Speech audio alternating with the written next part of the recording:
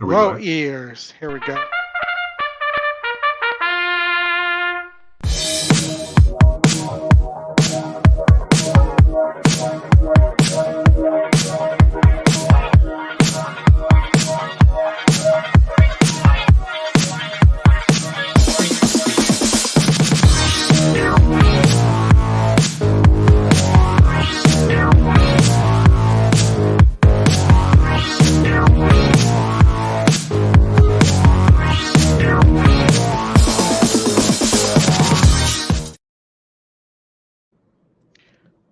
Welcome, EE World, to the stretch run. Today, you're with Oldy, and I have my special guest, Chris Walsh, who is sitting in for a vacationing Justin, who was supposed to be on a beach in Fort Lauderdale, but I have a feeling with all the rain, is just trying to find some time to enjoy himself out there. Chris, Yeah, he's. welcome.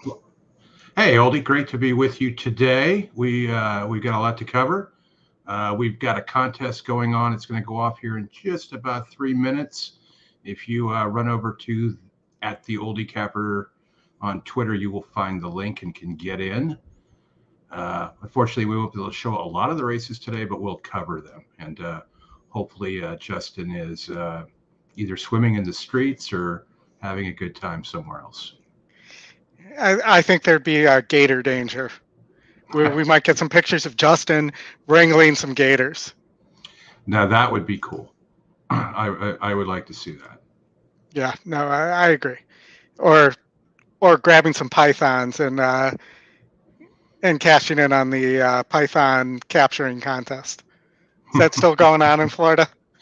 Probably. I think it's a year-round thing, but not something I'm involved in. Really? I thought you were the python capturing type. No, not me. Not me. Not me. All right, so we got Keeneland coming up, right? Yep. 1 minute. Keeneland race 3 is next on the docket, and you know, E really likes this number 1 horse, Frigid Lady. What are your thoughts on the 1 horse here, Chris? Well, I'm not obviously using the 1 horse in the contest, but Yeah. he does love it. I think there was really some decent. I can't really say decent, but it looks like it was a slow work last time. Mike Maker getting Irad, it's going to take money since there's no ward horse in the race. Yeah, no, definitely. And what I find interesting here is the 7, who's not the E long shot, but is 12% to win, and had an E morning line angle of 20-1 and 7-1 on the E morning line, really isn't taking money, but it's Brissett getting Pratt, which I thought was interesting here because they don't run that often together, 24 times over the last year, but they've won 20% of those. So you got to figure this horse is going to be pretty live. And on my pick 5 ticket, I also used the 4, the long shot, Mean Sue, who is Totally can going see from that. synthetic to dirt and has seen a 7-point jump in GSR. Can't argue with that logic at all. I mean, you could. But I think there's value in both those horses. Mean Sue's getting bet. Blame on Paris got bet a little bit. Lightly raced, could improve. Let's see where they are here. They're loading. They're yeah. So let's go ahead and Chris is going to call the race for us as we all watch at home.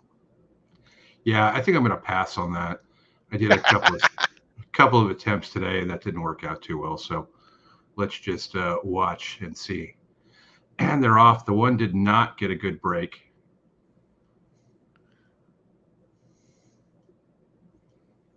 Ten could be gone. 10's moving. 3's got a nice spot on the rail, moving up. 7 is on the outside, and a pack of horses there in 4th, 5th, and 6th. 1's going to run into some traffic too.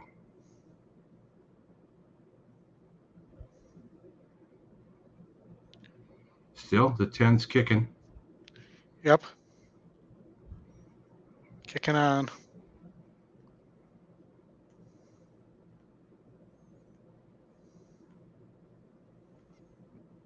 Looks like Pratt's got some horse along the rail.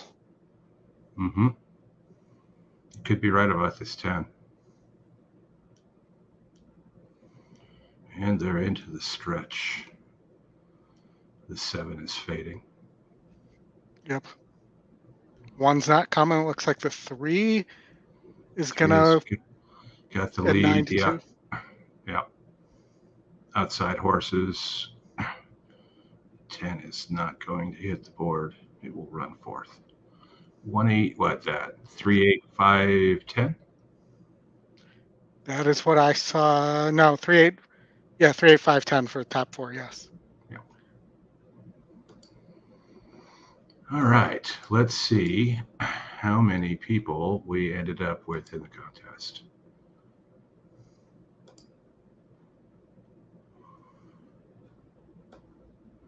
Looks like we ended up with 15. Everybody with 1 entry, so that's cool. Topher failed to make a selection. Sorry, Topher. Sounds right. Steve J. and David Jaffe will be the leaders. They both had the 3. Very nice. Looks like that's it. Nobody else had anything. The 3, the 10, the 6, the 7, the 4. Derek took the 1. Well, I'm sure that also bombed a lot of people out of the pick 5 as well there, the early pick 5. Probably.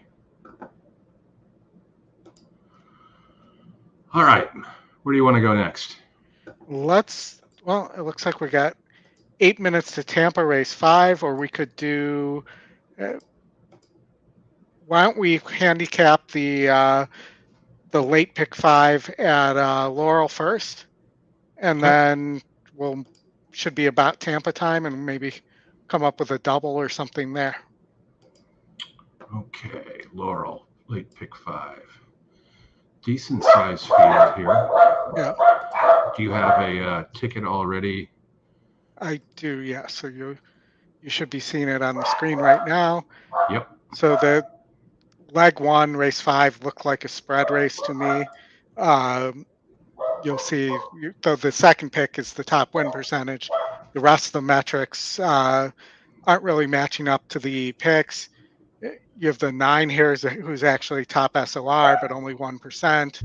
Didn't use that. The 7's your top GSR is 18%. Currently sitting at 7-1. Use that horse. There's value on the 10 here, who's going to be running late. Previous last out winner against 32s. This is, or 2 times back winner against 32s. This is only a 36. So you could figure that because these are kind of cheap horses, that this horse could be live here at 25-1. And when you have an 11% number on there, the horse is just 1 for 10, but that was a breaking score. So I am here. I'm E top pick, E second pick, who I used, the 7 who's not on the board, the E long shot, the 11 I used as well, and then the 10 who's a double figures 11%, but at 25-1. Hoping that this is one of those times when the system just knows something as well there on that horse. That makes sense. Race 6. I was looking at the workouts in race 6. Why didn't you use the 4? Just curious. It was only 6%. I was back and forth on the 4. It is motion, so he is one of the better trainers at Laurel, or based in Laurel. But I was looking at it again as maybe the system just knows something here. It is top GSR too. I could just add it here instead of being stubborn. It's not going to be 180. It's 120. So which was my original budget anyways before scratches. Fair enough. Took out the cost of the ticket. So, um, I'm not using the 6, who's a 3rd-time starter. Had run twice at this level, hasn't really ever passed a horse. I think needs the lead. Is not the fastest horse here either. Could get it, but from an outside post, it's less likely unless the horse is sent hard. Mm-hmm. Is the way I look at it. And you have the 10 from an outside post.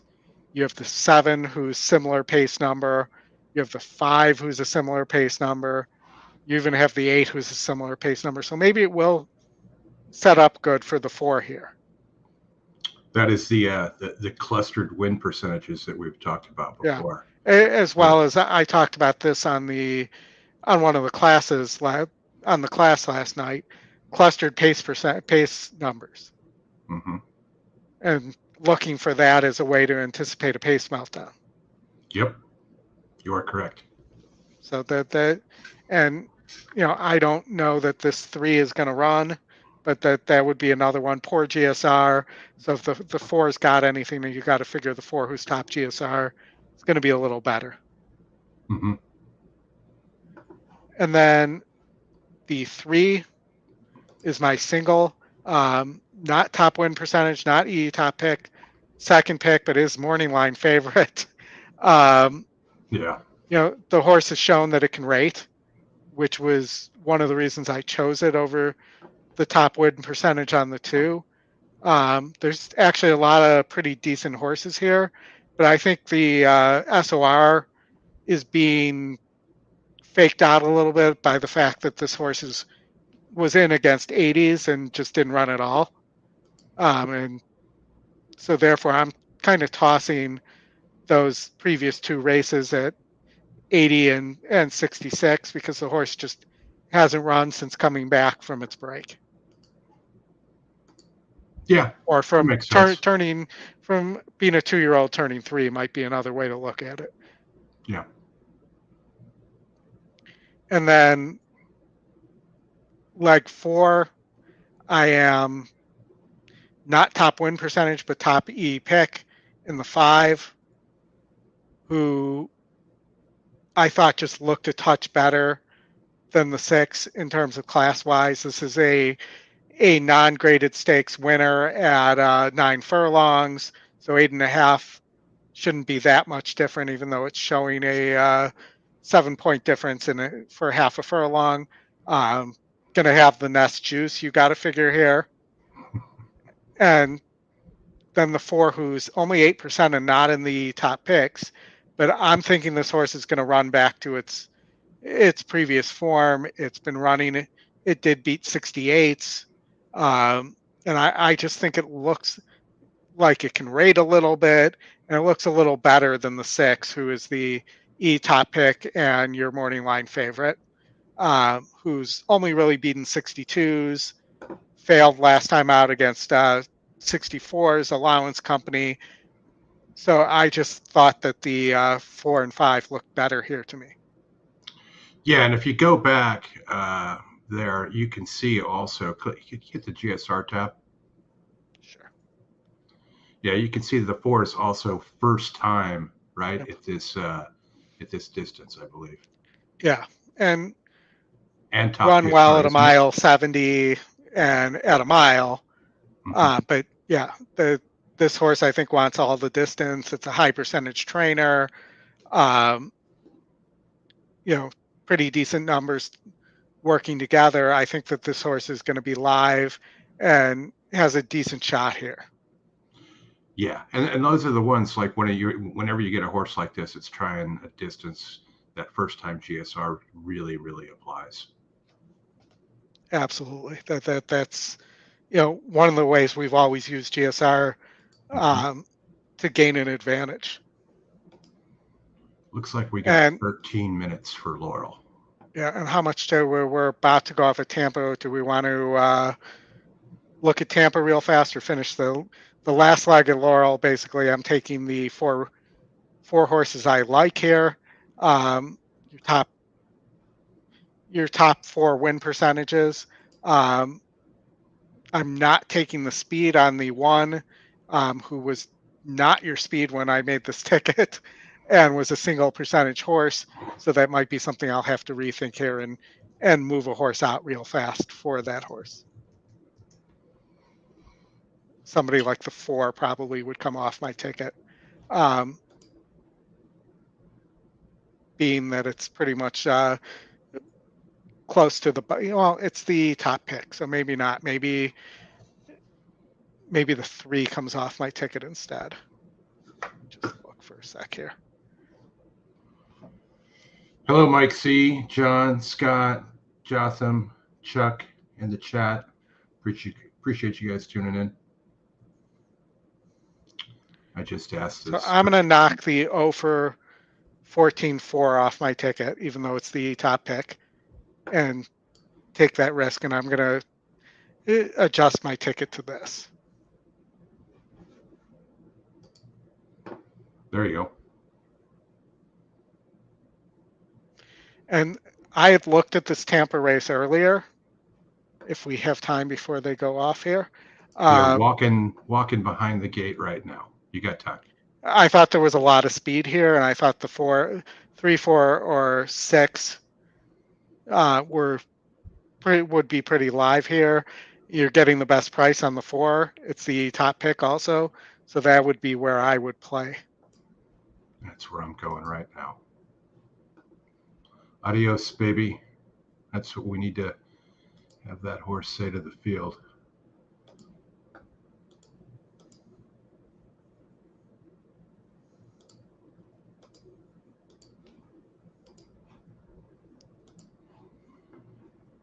All right. Adios, baby. Making the long walk behind the gate.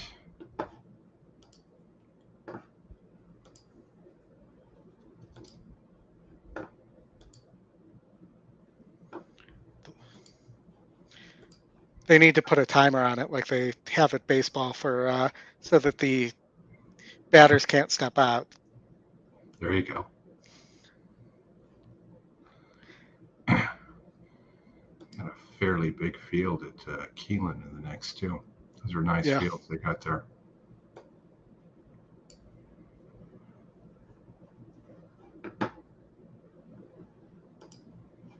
But that leg actually at Keeneland looked pretty chalky to me, even with all the yeah.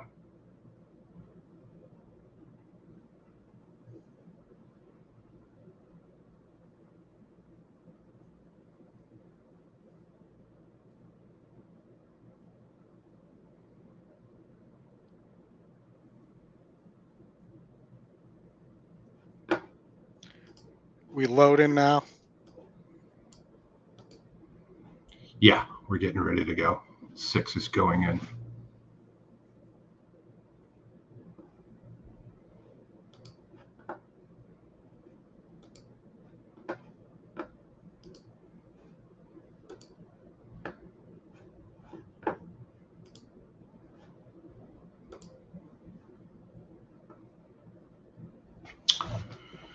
Hey, Bill, the contest link, go to the Oldy Capper on Twitter, and it's in one of his recent tweets.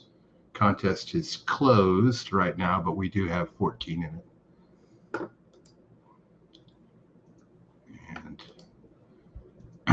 Oldy, I'll find the leaderboard for you and send it over. Yeah.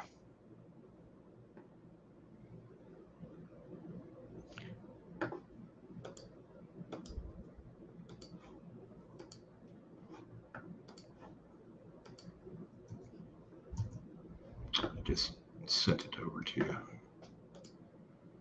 Looks like we're off at Tampa. 2,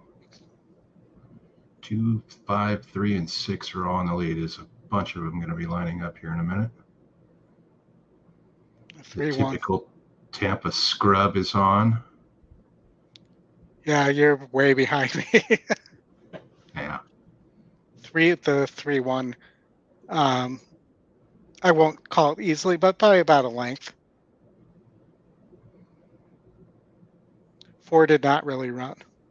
Nope. Both chucks.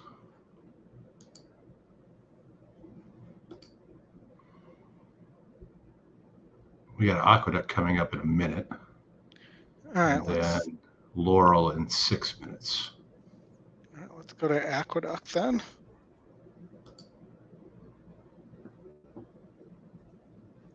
One sec here. Here we go. Aqueduct. This was an interesting race to me because it's a turf sprint with what looks like an only speed, but from a class standpoint, not the classiest horse in here. The 6 Poppy Flower, who's your favorite, was working very strongly for Wesley Ward. I'm sorry, for Bill Mott, not Wesley Ward. And is a non-graded stakes winner, has multiple wins at 5.5. This horse is dangerous here. And then but it's interesting that this horse is off the layoff, is not in the top picks.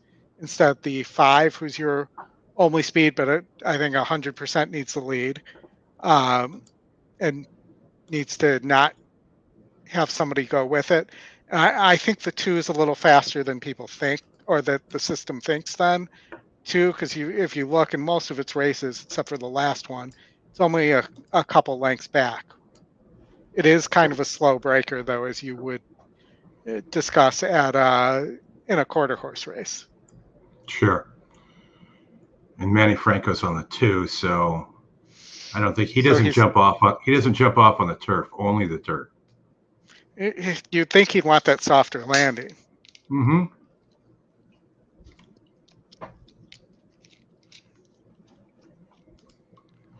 It looks like they got the rail fixed after who was it last week? Jose Lascano, I think, right? Yeah, he broke his hand. Yeah, he broke his hand. They gave that apprentice jock 14 days. I don't know if you saw that. Yeah, but he's running today, of course, because it's New York. Yeah, and then when he's suspended from New York, he's still. I think it was a DRF article that said he was going to be running at parks and the Monday through Wednesday tracks.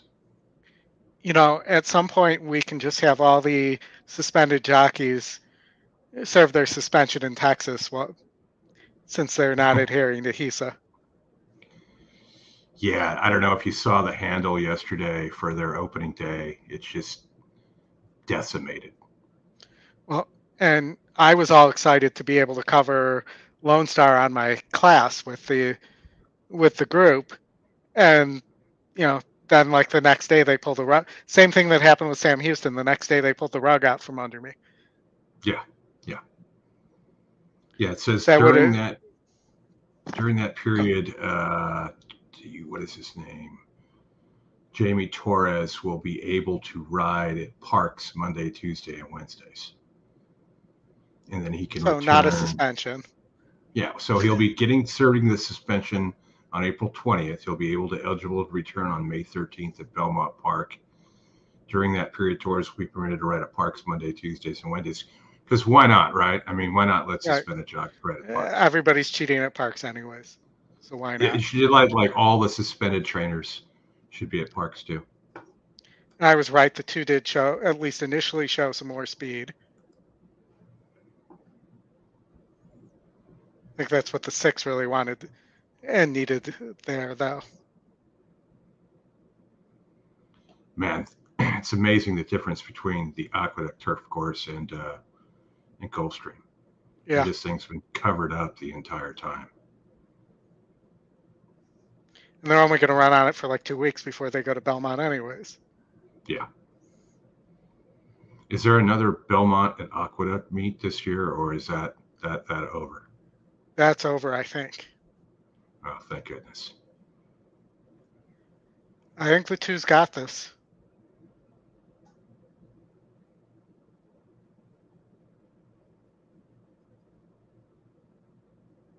Unless the 5's able to re-rally, or Yep, looks like we're at 256. That's good. I bet the 2.5 exacta. Boom. That's one of the things that that I like to do with the lone speed, especially in short fields like this. If you can fade the fave, you can make a couple of bucks there. So that's paying $8, 8-1 instead of 5-1 if it was 2-6. Probably a fair price on the 2 at 2-1 as well. Yeah, it makes sense. All right, so we got Laurel. I'll put the ticket back up for a second, and then I'll put the feed up here at Laurel. Yay, a race we can show and listen to. Yes. We were planning on having Gulfstream in Santa Anita today, but unfortunately Gulfstream's underwater, so hopefully that'll help the turf course a little bit. And I'm not sure how rubber does when it's underwater, but and then I didn't see the reason Santa Anita canceled. Was there rain out there as well? No, this is their spring break, always after the whatever meet they called it. They take a week off and do some maintenance, and then the first ever Hollywood meet starts next week. Hollywood meet. So is that a meet that used to be a LoSal? No, that used to be Hollywood Park, because they would after I think the week after the Santa Anita Derby was when they. I'm saying in 1 minute. I'm saying recently was LoSal having that time? If it's now known as the Hollywood meet. No, once Hollywood closed, Santa Anita went from day after Christmas to after the Triple Crown, and then it went to LoSal for a few weeks, and then before Del Mar starts up in July. But they're running a lot of the old Hollywood stakes during the Hollywood meet. That makes sense. Yeah, it does. Is there a Lava Man stakes during that time? I don't know if they have a Lava Man stakes. They should. But there is the Hollywood Derby, if I remember correctly. Yeah, I think the Hollywood Derby they run at Del Mar. The horses have reached the starting gate. They moved so many things around they changed the name of things. Hey, at least it's still in the same state. True. The Arlington Million's being run in Virginia, so. Yeah. And not Arlington, Virginia either. No, and they really that's starting soon, and they really messed with the days of the week on that. I don't know how successful they're going to be. Never silenced. Well, it is, there is a lot of money in that meet, so. Yeah, with Cassidy. We were hopeful last year that we would get better horses. We didn't really. No. But maybe this year, especially with the lack of turf racing in the winter this year, maybe we'll get better horses up there. We did get two Phils did break his maiden out there, though. Yeah. Who's your top horse? I mean, who's your best price here, Oldy? Best price. 2 foot, the 10. Okay. Let's read for the 10. That's right, Bill. Hollywood would start in April and run until second week of July. Luca at the spa. And nobody dig us 2 back. Hit the like button. Thank you. Thank you, everybody.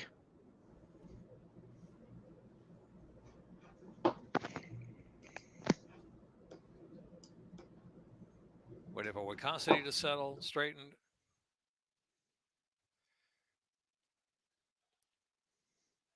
Salty air, a bit restless. All set, and they're off. 5 a little tardy out of the gate there. Now Silence going right to the early lead, and on the outside is Give It a Go. The inside is Bodie, links right up close there into the first turn run, and Salty Air is pinched and checked back and taking the worst of it there. Luca at the spa, moving up while 3 wide. Country Charlie within 4 lengths of the pace. They're followed by Wicossity racing back at the back with No Me Digas and Love Machine, and The Thinker is last of them all. The Thinker lasts some 16 or 17 off of speed up ahead. Never Silence sets that tempo, 3 parts of a length to the outside. Luca at the Spa. Bodie Links on the inside, a close third. Give It a Go. Fourth, Country Charlie is in fifth, and Salty Air is sixth on the outside. Wicosity, then No Me Digas at a gap of 4, back to Love Machine, still double digits from the front runner, and the Thinker still trailing the field, heading into the far turn run, where it is Never Silence, holding a narrow lead. At the inside, Bodie Link sneaking on through the prompt now, and the outside is Luca at the Spa, is racing in third, length and a half, and Give It a Go is in fourth, Country Charlie in fifth, and Salty Air is racing sixth, 3 wide with 3 furlongs left to go. Right now, I need some help. Digas is followed by Wicosity, who's next, and Love Machine, and the Thinkers in the back of the pack still, with 2.5 furlongs left to run. Never Silence, Give It a Cue to go on. Bodie Links out of the inside, and Give It a Go. It's the top 3. Give It a Go, and to try to sweep up on the far outside as they turn for home. Bodie Links kicks on. Bodie Links out of the inside, furlong and a half left to run with a 2-length lead. Come on, 10. Give It a Go has some get up and go on the outside, chasing hard. But Bodie Links comes clear with Axel Concepcion. Yeah, I think Here's I'm out. Bodie Links a 16th left from Give It a Go second. The Thinker, who was dead last, is motoring late the far outside. Here's Bodie Links. Bodie Links takes it, and Axel Concepcion Womp, double. womp, Photo second, that's tight. womp. Give It a Go or The Thinker, and Love Machine finished fourth. Yeah, that's not good. That's no bueno. All right, 5 minutes to Keeneland. And we've got 36 minutes to the Keeneland Turf Pick 3. Yes. So let's... Minute 40. That's a bad ticket.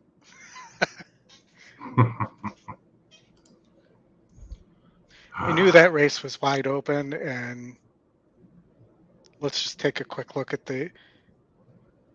Did not think the 2 would be up and on the lead either. No. Nothing to really indicate that this horse was going to run. It's run against 36s before. Didn't really come close to running like that. It had been 28s 4 back, so I'm sorry, everybody. I missed that one for sure. Yeah, there was a decent workout report on the 2, but I agree with you. Sometimes all those things don't necessarily add up. So what, do you have a double you like here maybe, or a pick 3 at Keeneland? Not really. I mean, most of my Keeneland plays were the Turf Pick 3 and the late Pick 3. I'm just sticking around with modern games, trying to find some value out of that with that and beat some favorites. Yeah. But for Keeneland race 4, I mean, like you said, there's a lot of horses here, but it looks like, the 2 and the 6 are going to be kind of tough here, right? I thought the 1 was a little interesting, who's a second-time starter.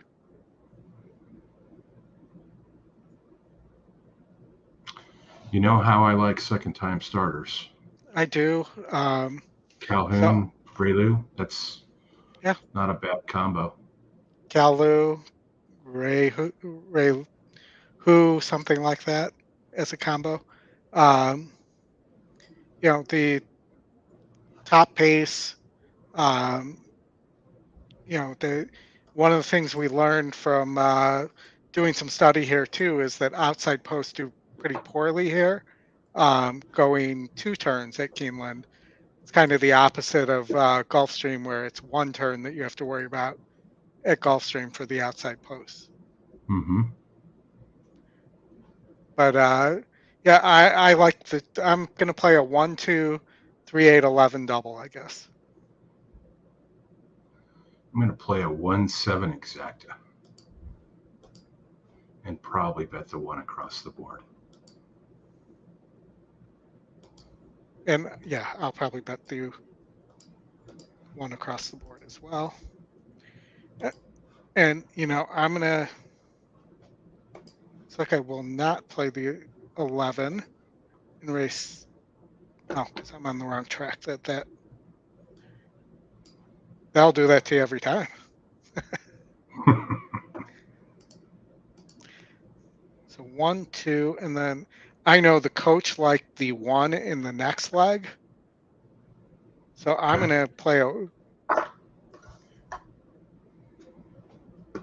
to play this as 1, 2, 1, 3, 8, 11 as a double. That's an $8 double. I'll play it for $2. That's right, Scott. December 22nd, 2003 was the last race at Hollywood Park. I was there that day. Corey Nakatani won the last race. California Chrome won the last stakes. Is Corey Nakatani now a jockey agent? Did I see that? No, his brother, his son is. His son is, okay. Yeah. And I think Dale Roman's son is now a jockey agent. Thought I saw that too. Not sure. I know Marty McKee retired from the DRF as of the Derby, and he is going to represent Joe Talamo. I saw that Roman's son or I think it's Roman's son is repping a jockey at that I think is going to start running at Churchill.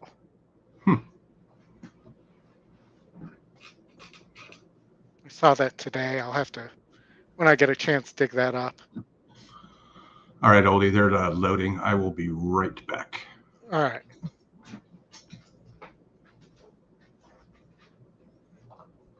We're loading in the gate here.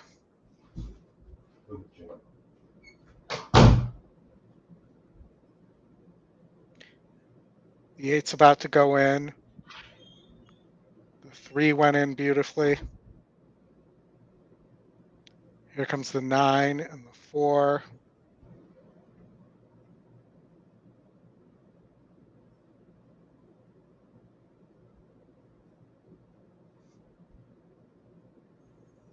And the 5's going to be a little stubborn as they walk the 10 in the gate at the same time.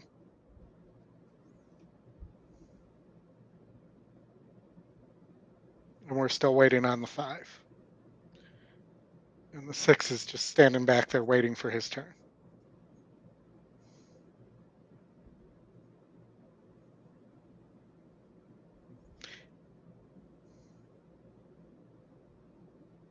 Keeneland Bill, you like the 9 here.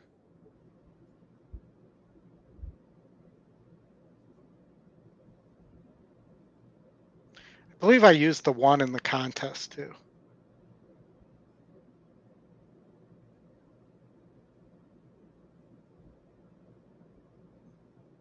Come on, 12, get in there.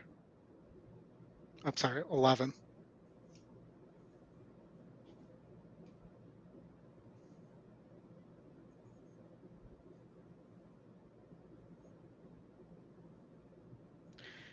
And things will start to get interesting in the next race because we'll be able to start the Turf Pick 3 as well.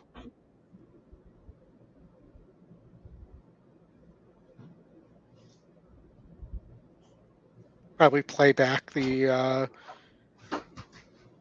and they're off here.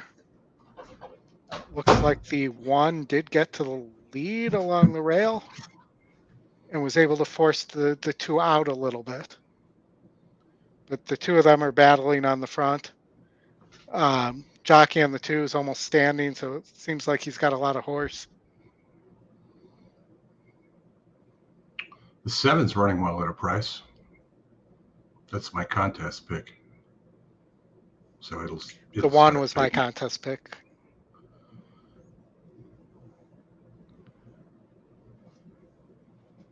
One being pressured all the way by the 2 down the backstretch. I do think the 2 has horse because he seems to be standing.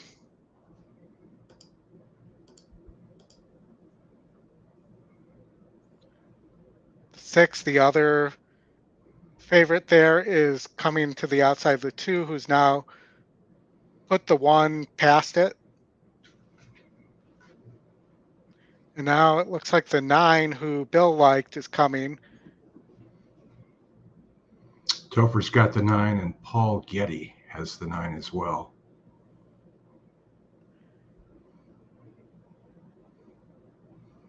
Boy, it's a struggle fest here, isn't it? It might be the 3 here. Yeah, looks like it's going to be the 3. And nobody had the 3. And nobody and the 3 had the was 2. 14-1 there. an overlay from a 6-1 morning line. So the leaderboard will remain the same.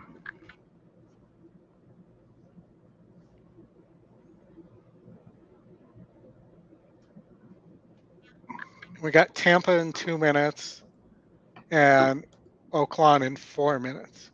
Would we prefer Tampa here? Yeah, let's go to Tampa. Then we can bounce over to Oaklawn. All right, so Tampa race 6. Looks like we might have an only speed scenario here. These are maidens.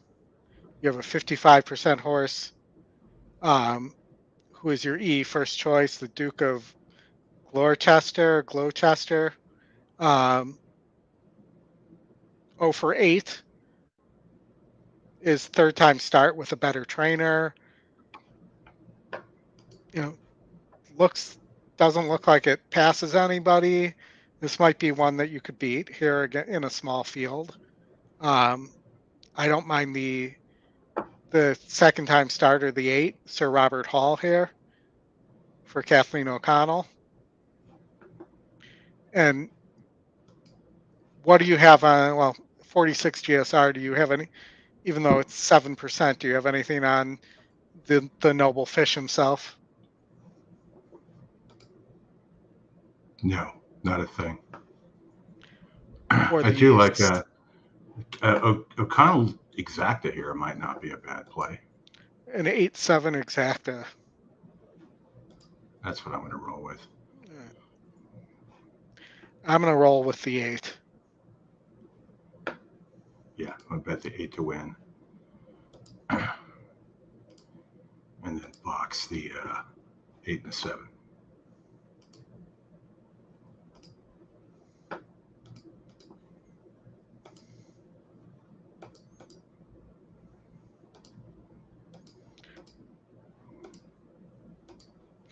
And she must think this horse is in pretty good shape because she did not even have a maintenance work between the debut on the 31st and today, which is only 15 days. So you wouldn't expect any tough works in there either, but the horse must have come back pretty healthy. You would think.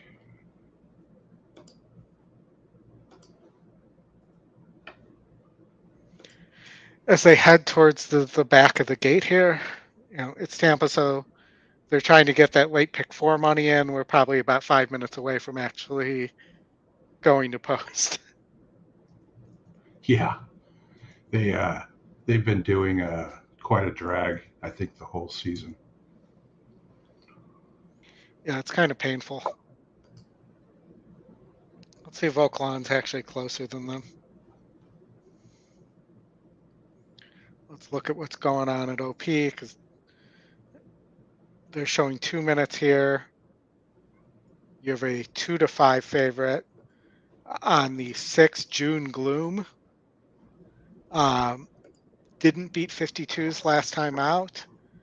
Your second choice here and second win percentage, very similar in win percentage, the 7. Cost basis is also your top earning horse in the race. Been racing against better, dropping in class here.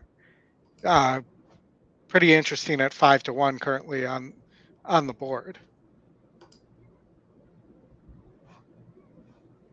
I'm going to take a shot with Tyler Bass there.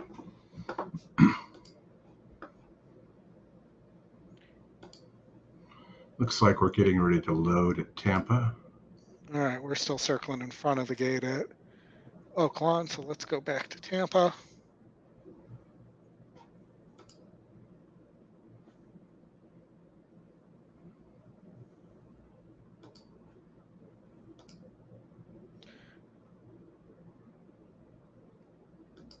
You think the 3 here runs like a 4-5, like a 4-5 favorite?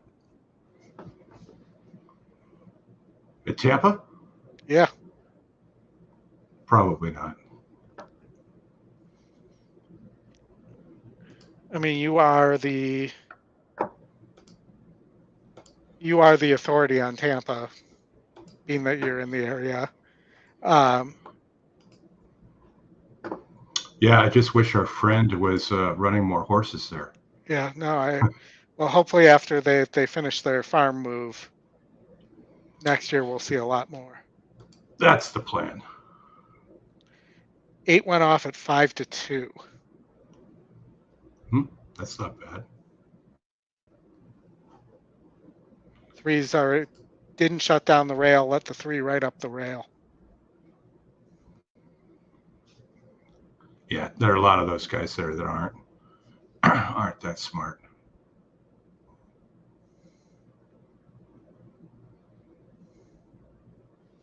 Looks to me like the 3 is going to run like a 4-5 favorite here at this point. He's getting some pressure, which is good.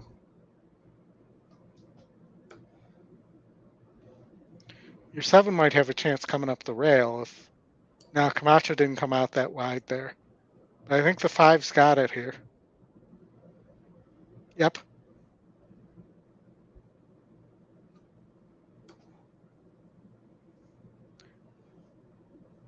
The Noble Fish.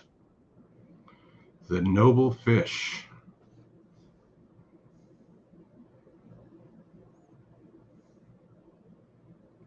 And we're loading at Oaklawn.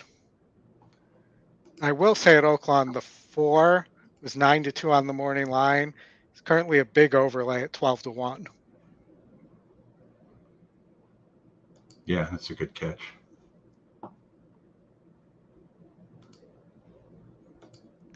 Yeah, you went with Tyler there on the 3, if I remember correctly. Yeah.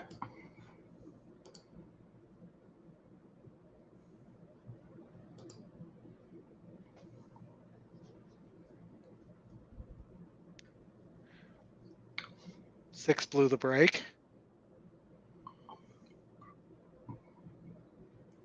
Well, that's good. That would be your 1-2 favorite.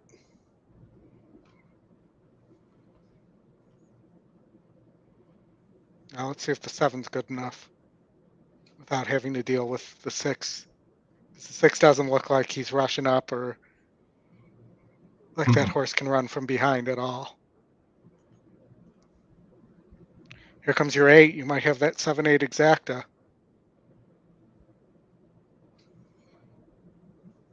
7-8 exacta was at Tampa. That was at Tampa. Okay.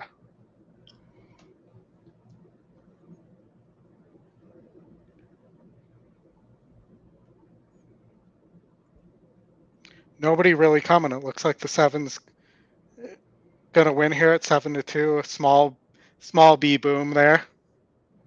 Yeah. Boom hands. Yeah. They just let him have the whole thing pretty much. Yeah. I mean, the 6 was the horse that was supposed to go. Yeah. There, the 1 was cheap and bailed pretty early. And there really was not much else there. The 8 tried hard. As our old friend John Farley would say, put a note on that one. It was running late. Make notes. Make notes. But you may also want to make a note on the 6, who was 1-2 here, that it blew the break, just in case the chart caller does not put that on there, because that's one that Benny South Street will definitely have in his Trip Notes Pro if that horse shows up somewhere else. Mm-hmm. That not noted in the chart, but the horse blew the break. And that's an opportunity where you might get a price next time on that horse because of that. Yep. All right. You want to talk Keeneland Turf Pick 3? We got 19 minutes. Why not? You want to start with what you have? Sure. We don't have any an E system that we can put that one into. Yeah. I could share a Spires window and enter your Turf Pick 3 maybe. there is, I just sent you the Turf Pick 3 plays, and I'll go through that right now if you want to bring up. Okay, that's showing. Hold on, let me bring up Aqueduct first. Or not Aqueduct, Keeneland Turf Pick 3. Let me get your. All right. Hey, Nate, how are you? Your first ticket is 1, 8, 1, 3, 11. Right, oh, is that 1, 6? That's 1, 6. I can't read. 1, 6, 1, 3, 6, 11.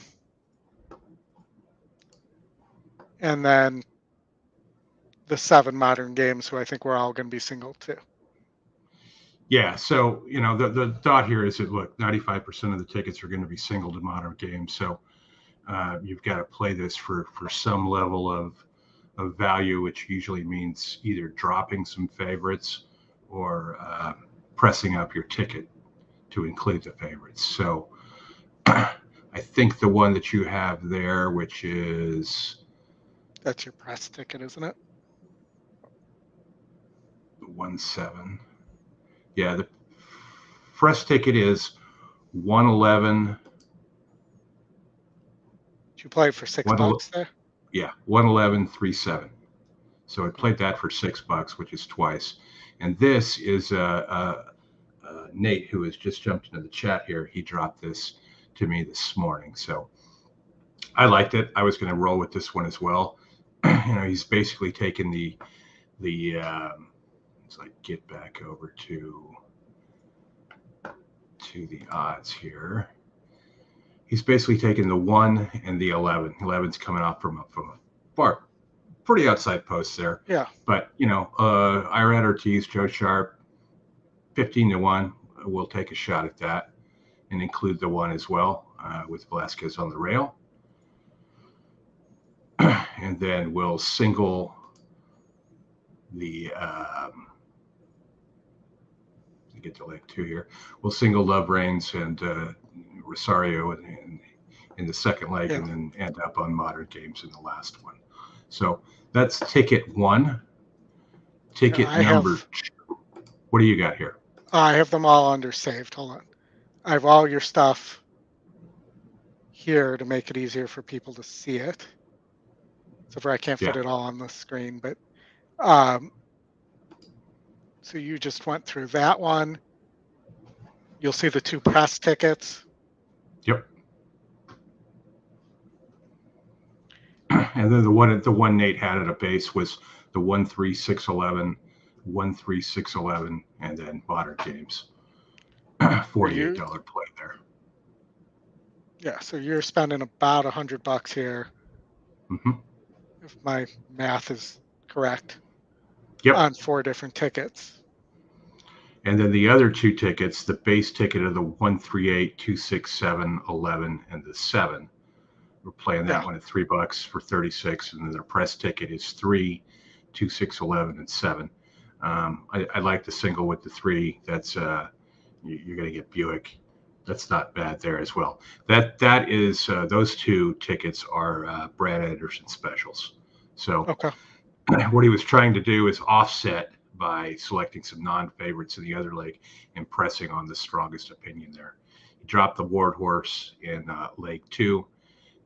With the concern being that if that horse wins, that it'll just wipe out any value at all with modern games in the last. I could see that makes sense to me. Yeah. The 3 in race 5, he ran okay as a 2-year-old, got money, took money. Public thought a lot of the horse. Now a 3-year-old, you would expect some natural improvement, and getting Buick to jump on is never a bad thing. So Buick is off and Luis Saez is on. All right. Well, we'll take Saez as well. Yeah. I believe I referred to that as you're getting rid of your Buick and buying a Chevy. Yeah, for sure. Still all GMs, right? Yeah, absolutely. And, Saez is a great rider. So I don't think anybody has a problem with that. Buick's obviously here to ride one horse, and that's Modern Games. Mm-hmm.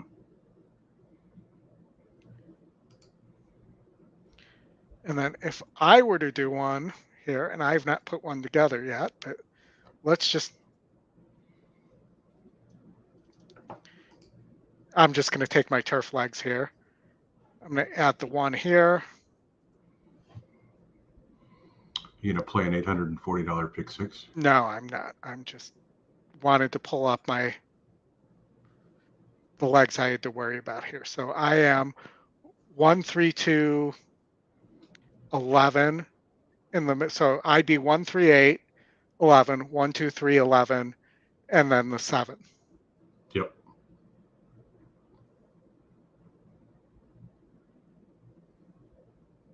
And I'm actually singled at Aqueduct to the 6, who could have had the lead, but pretty much chose to give it up. And I'm not to a 12-1 horse.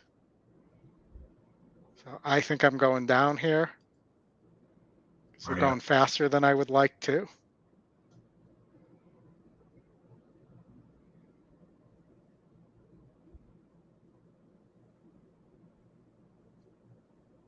And pulling the rest of these horses into this race.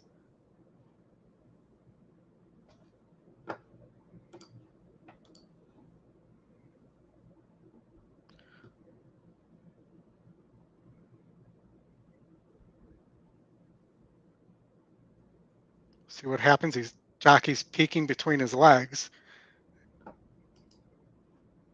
which we once saw Irad do, and it literally was the difference in the nose of losing a race.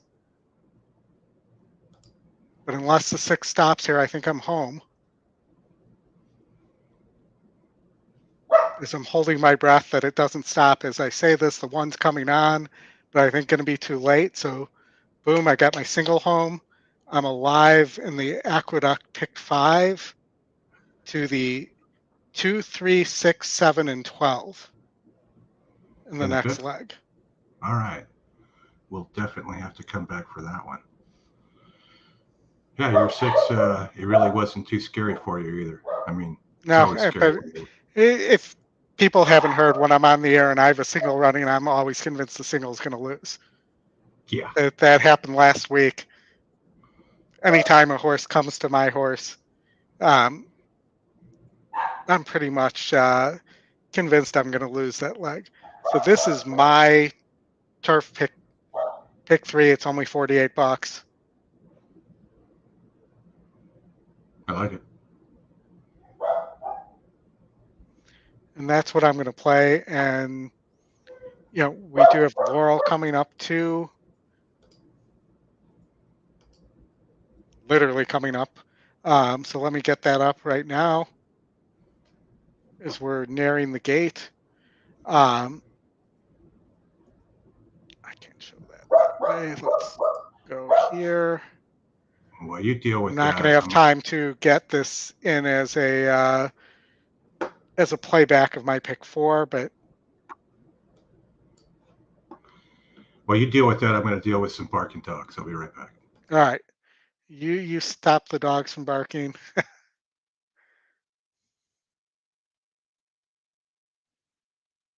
Ragtime Rich is moving in. He's pure talent.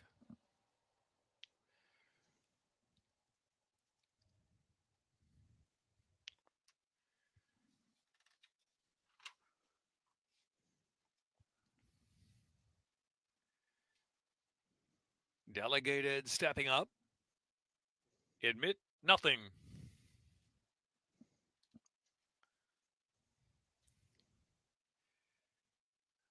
Disputed claim. Contempt.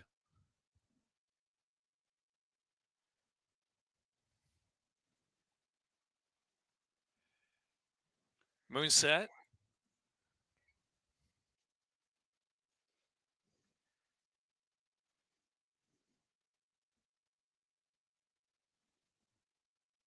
Mr.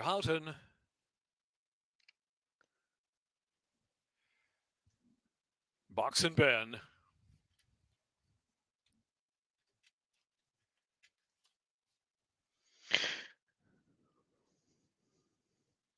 And they're off. Admit nothing. Slow to begin. Box and Ben and Moonset, Mr. Houghton, early speed, and Ragtime Riches is right up there too, and Disputed Claims up close. 5 of them now trying to sort down the backstretch run. He's Pure Talent, rides the rail on the chase, and Contempt sits so I'm pretty sure the 10 needed the lead as well. Another 6 the to 6 to back 5 here, favorite there Delegated, was caught 4 wide. It lasts a long way now, must be 15 lengths off that pace, but it is contested. Heading into the far turn, Mr. Houghton getting pressure from the 2 wide. Ragtime Riches at a 3 wide. Disputed Claim, extreme outside, Box and Ben 4 deep, 4 right across the track. Contempt has been traveling well throughout. Just in behind that quartet, on the far outside is Moonset, asks for a little more. He's Pure Talent, riding the inside of the top of the stretch, wide open as they turn for home. Disputed Claim a narrow lead from Box and Ben there on the outside. Contempt trying to quicken up toward the center of the track there from third. In behind Ragtime Riches into the stretch. Of course, I could be wrong. Box and Ben holds a narrow lead. Contempt on the outside. Disputed Claim. Inside is Mr. Houghton. Who do you like here? Here's Contempt grinding down Box and Ben. Contempt just in front. Contempt to do it. Contempt at 8 to 1, half length over Box and Ben. Late run Delegated. And then it was Disputed Claim. Mr. Houghton in that picture. Really a terrible trip for the favorite. The 10 there being 4 wide for most of the race. The 4 was able to clean all that up. Minute 12.02. You had one of those Gulfstream who do you like finishes there.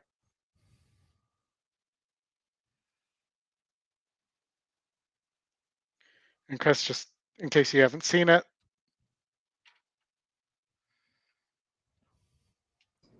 the 8 and the 10 bump a little bit, the 10 comes out, and this is where the 4 really starts to pick things up. Mm-hmm. At 8 to 1.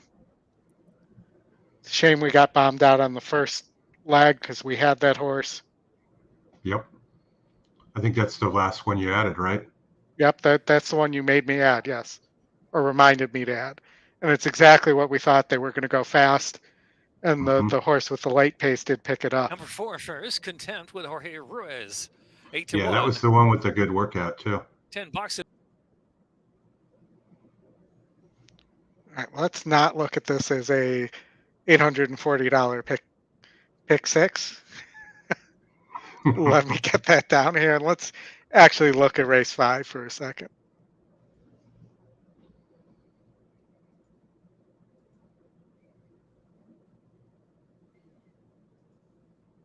So the 2 is a little interesting here. I thought the 2 lacked a little bit of class, even though it's speed here, and it is a Clement horse. And it's difficult to win on the front end on the routing going on the Keeneland turf course. That was another factor for me as to why I didn't like this horse here. What are your thoughts on the top pick? 22%, by American Pharaoh, the 2 horse. Yeah, you really can't. I mean, it's taking some money too as well, right? So, no, it's overlaid. It's a 9 to 2 morning line. Oh yeah, sorry. 7 to 1. It might actually be 1 to bet. Yeah, I was looking at the EE morning line. I mean, you let's see. This is race 4 or 5. Sorry, let me go look at.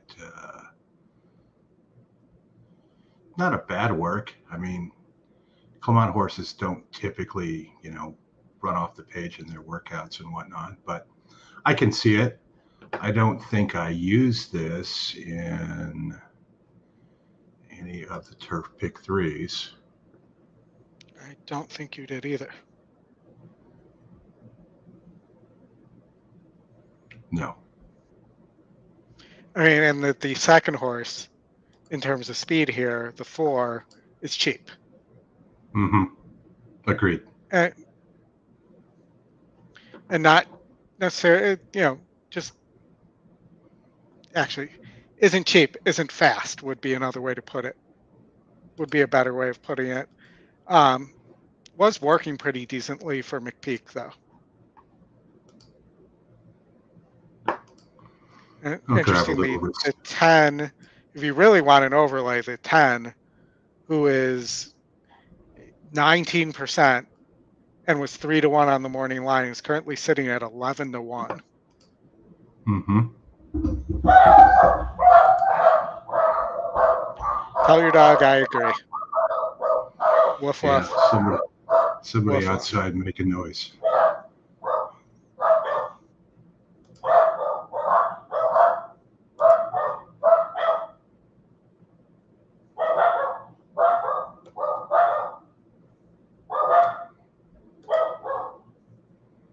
I'll have a little Rosario insurance just in case there, but I still like my my options with the Turf Pick 3. I put a little insurance there and a little win place show insurance on the overlay on the 10 at 19%. Mm-hmm. So either we're out to lunch or the win algorithm's completely out to lunch here. Yeah. 'Cause And you have your Irad and top Joe two. Sharp. Yeah, Irad and Joe Sharp not taking any money either. So that's the 8, correct? No, that's Chris Block and Floran. So yeah, 2% on that horse. Gets a nice GSR bump. Gets IRAD, which makes you think that the horse is live Mm-hmm. as well. You know, should run better on the turf because this horse appears, was at Oaklawn, so there was no turf course, but it appears to be a turf horse. By Hard Spun, this is its top GSR number and GSR plus. The 6 looks fantastic on the track. Yeah, I just don't know that this is that was a 56 SOR grade 3 that it didn't win. Yeah. And then it's been off for a while. I know Brandon Walsh is pretty good with first time US. Mm-hmm. But, I just don't know how talented this horse is. I think, well, it's got the 10 furlongs is its third number. But, most of it is around a mile and then sprint figures. So we'll see if it really wants that extra furlong. Yeah. They're still kind of putzing around on the dirt. They haven't even made it to the turf course yet. Yeah.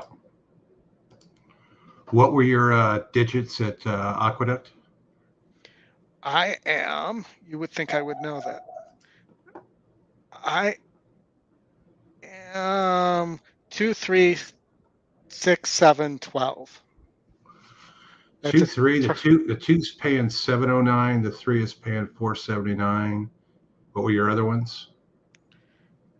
2, 3. Did I say 7, 8, 9, 12? 7's $1,000. 8 is $3,500.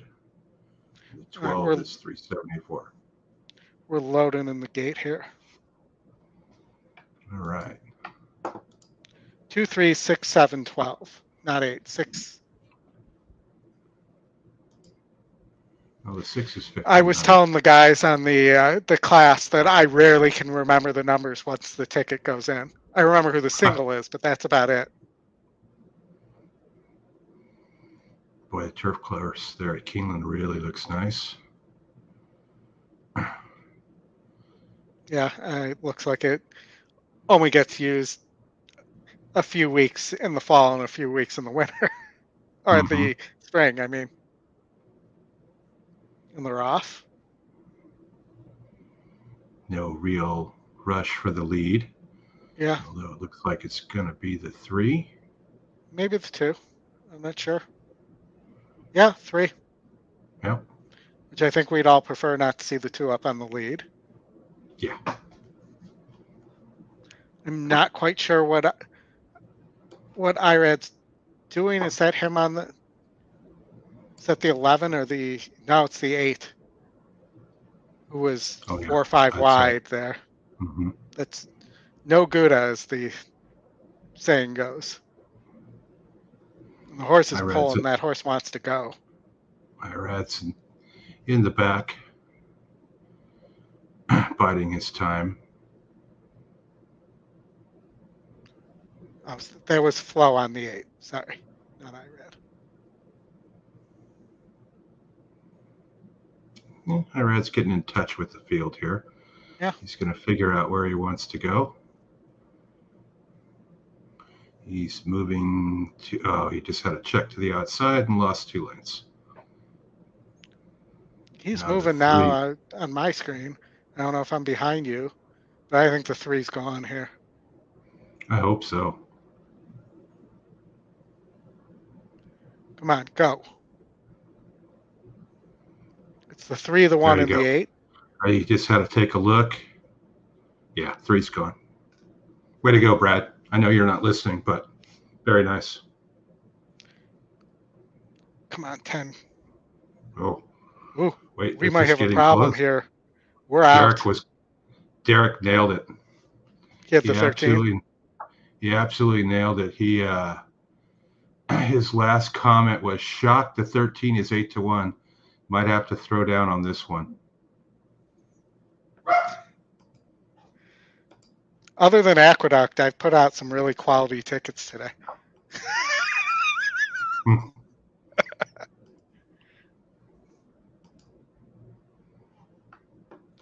Buffalo Mike says, the 8 was a big closer. Why do you take him up and battle early? Well, you have flow on board, but I think that horse was just pulling and was not reacting to the instructions. Well, somebody listened to Derek. Jonas, I'm not even going to try your last name. I don't know if you're watching or in the chat, but he had the 13, so he is going to the lead in the contest. Who ran second there, Oldy? The 1. Yeah, nobody had the 1. Because it was at 8-5. Derek had the 3. Sure looked like the 3 was gone. Gone, yeah. Just ran out of gas. All right. I think Louis. I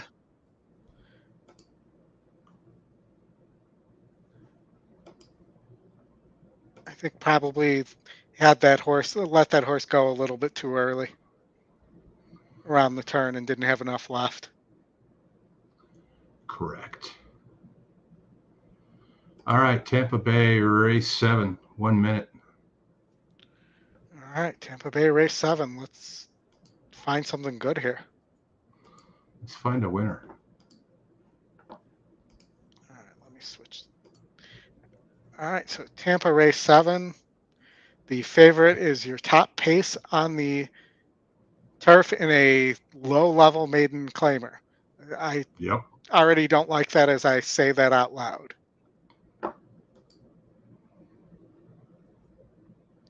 Do we think that having pace numbers of 88, 7, and 273s, that the top pace number on the 3 is going, who has not been able to finish, is going to finish this time? No, not playing the 3 at all. What about the 1, who's your second pace here, though hasn't actually shown that speed? Is getting a 5-point jump in GSR, has Marcus Manises aboard, is your E long shot in a maiden race, so you can't ignore that.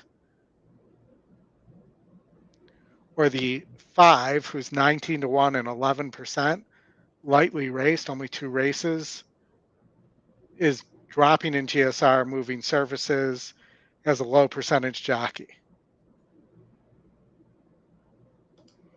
Those are on the lead horses, but I'm thinking either the 4 or the 9 here. I like the 4. I mean, just the GSR is good there. The strength of race is good there. Win percentage isn't bad. Everybody's going to be chasing the 3. So I mean, I like the drop on the 9 and the 4 for sure.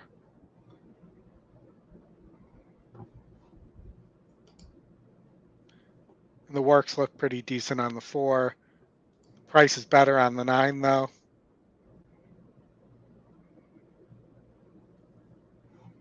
You think the 3 just finishes second? Or there might be more speed than the 3's used to dealing with. Maybe it's a 4-9 exacta here. Let's just see what we have at the bottom of the. Oh, they're loading, so I'm gonna have to hurry my mouth here. Doesn't want turf. Why not Tim Ham in the 20 point GSR improvement on the 2? Why not? That seems like a win play show play, or as we would call it, a tournament play. Yeah. They're loading in the gate.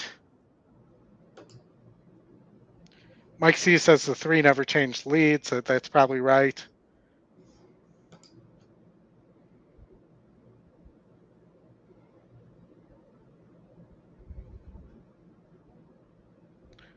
That's going to be a nice double. It is going to be a nice double. It would have been nicer hit the 3-1. Good luck to you with that 13-1-2-5 double there. That'll pay nice.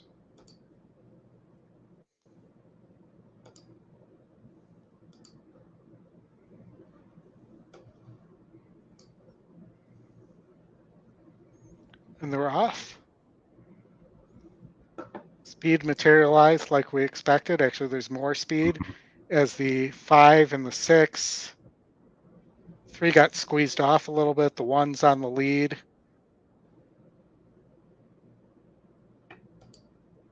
One actually is getting a pretty easy lead.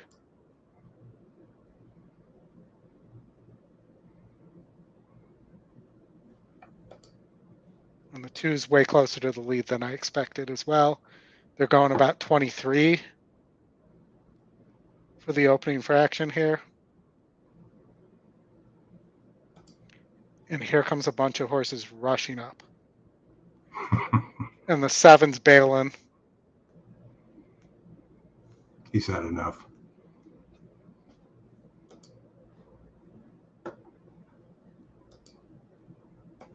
That alone, just to see what happened, should probably be an inquiry.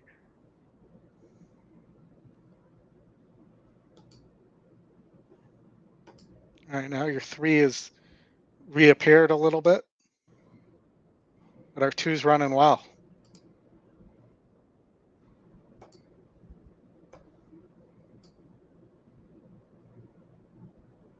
Not sure he wants to go by though.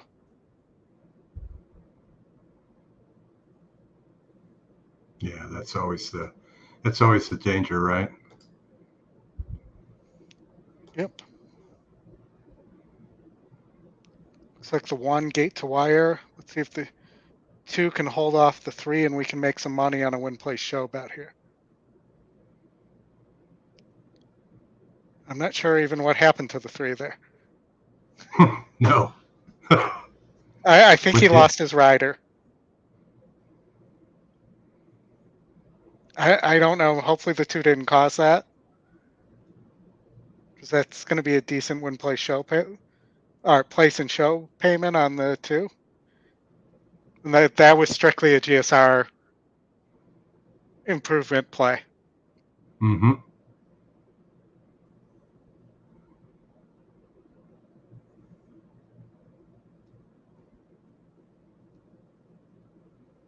I don't think the 2 did anything. I don't know, because if you want, unless you want to fault them, I'd like to see what happened, because they were.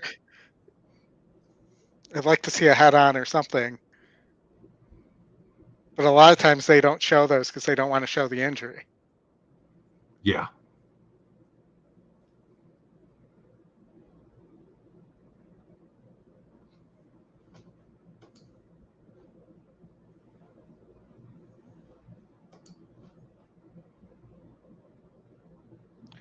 much time do we have to Laurel here? 4 minutes. I didn't mean to do that. There we go. 4 minutes.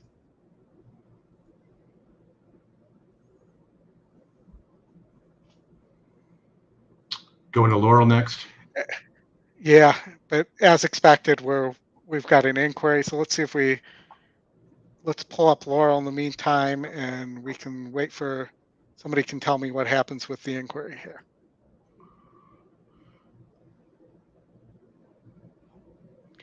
Laurel, this was my single, the 3, who's currently at 6-5. So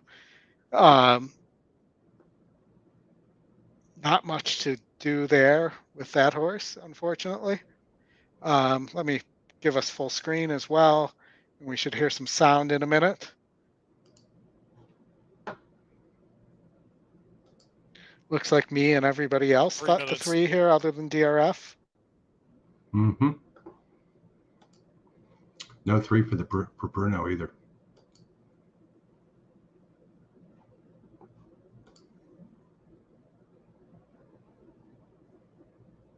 Bug 7, caused 6, 5, 4, 2.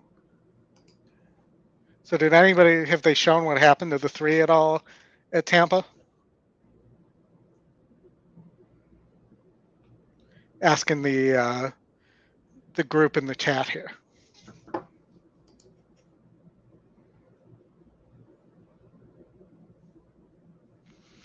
I feel like this weekend's kind of I don't want to use dead weekend in the schedule. I'll use that term.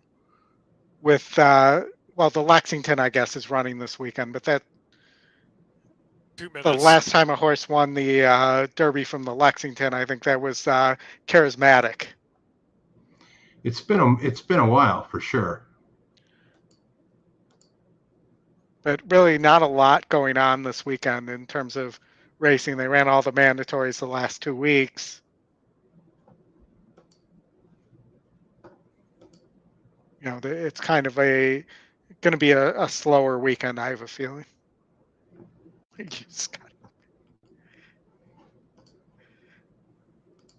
Is that Scott? Are you referring to Scott E? Scott, or are you as Scotty there?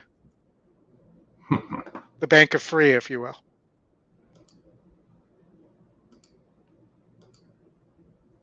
Yeah, and Scott, we talked about this earlier. It's a suspension because he's allowed to run at parks Monday through Wednesday. It's not a real suspension. And he was running today as well. Yeah, I don't think he starts for another 4 days. And then people wonder why people don't take this stuff seriously. You know, anybody want to ask Linda Rice when she's going to serve her suspension for bribery? Yeah, you'll have to ask her because I can't ask her anymore. She's banned me. I asked nicely. I congratulated her on her win and everything. Yeah. I mean, I tried to be as nice as possible, but maybe ask her son, who's also a trainer. That's her nephew. It's not her son. Nephew, sorry. Ask her nephew. Yeah, I'm sure that'll just get you blocked there too, but yeah, it'd be worth a shot. Okay, when does Keeneland's next race? 16 minutes. Yeah, we got time, and as soon as this is over, we'll watch Aqueduct real fast and get a Keeneland pick 5 going. There you go. Keeneland race 6. Looks like they did not take our 2 down. Paid $12.40 to place and $6.20 to show. Approaching the gate, race 7. I will take that. That was quick $50 for me. That'll work. Yeah.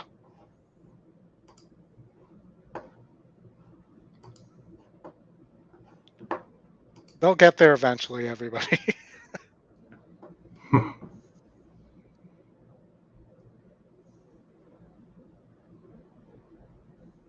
Yeah, Lexi, I'll reach out to Linda's nephew and see if I can get blocked there too. And now reach the starting gate. Hope you I like how enjoyed we your don't trip to even Florida. doubt that you'll get blocked from that. Yeah. Hope you enjoyed your Florida vacation, Lexi. Yeah, we've missed you, Lexi. Thanks Of for course, the I say time that, we and I'm spent. leaving next week, so.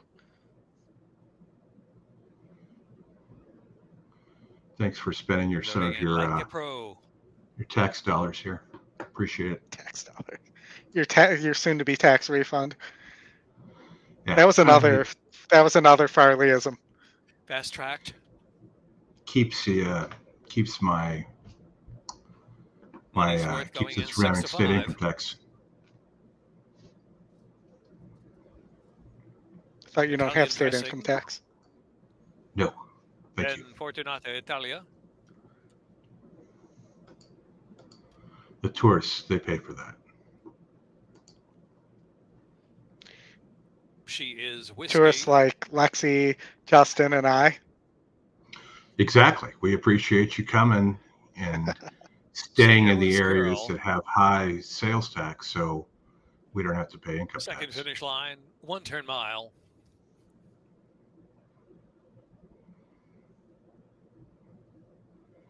Second finish line. This Keeneland photographer, man, or the camera at And they're off. Laurel.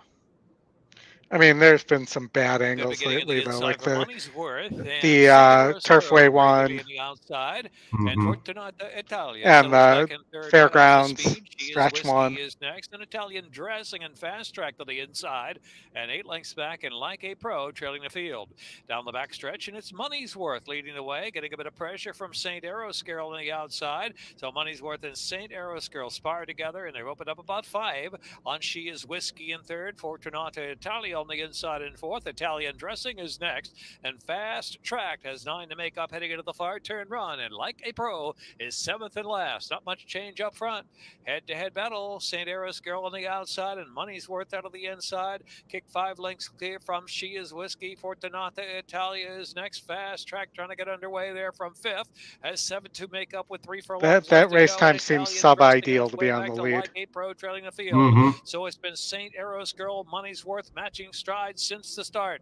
I got 5 lengths. Fortunata Italia is next, then She Is Whiskey in between horses. Italian dressing just in behind that group now. Spies it opening in between horses. Fast Track out toward the center of the track. Quarter of a mile left to go. St. Eros girl wins that battle with Money's Worth, who shifts to the outside. She Is Whiskey closing center. I thought we were going to have a crash there. I did not think he was going to get that horse stopped in time. On the inside, motoring home. St. Eros girl trying to hold that one off. Fast Track to the far outside. Got a chance to getting on track late. Here's Italian dressing. Fast Track, Italian dressing, and Fast Track, Italian dressing. From Fast Track to the photo with St. Eros girl.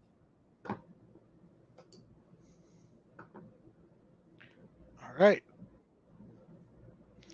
Since we were already out at Laurel, I'm glad I did not play that pick 4 back. Running time. Yeah. And I'm very quickly going to put Aqueduct up on my screen, on my other screen here, and I am going to pull up my Keeneland pick 5 so that we can multitask a little bit here. All right. And the big A. Close out your pick 5 here, right? Yep, let's on the turf. Yeah. You got time.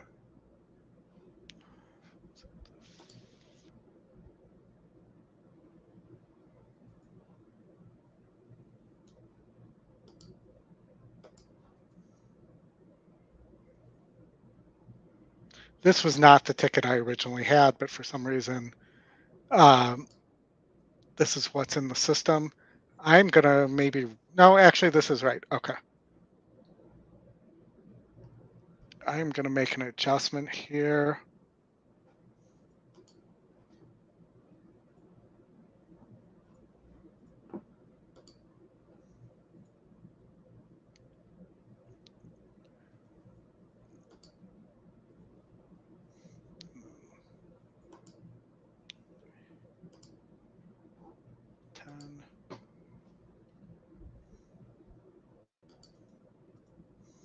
They are loading at Aqueduct.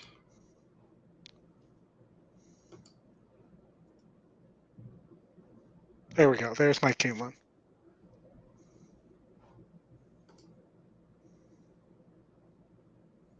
All right.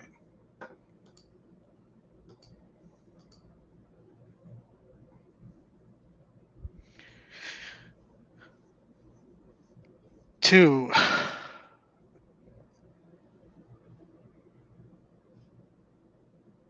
I am 2, 5. No, where am I at? Laurel, 2, 3, 6, 7, 12. At Aqueduct. Yep. Oh, I forgot about that corner too. It's a nasty corner.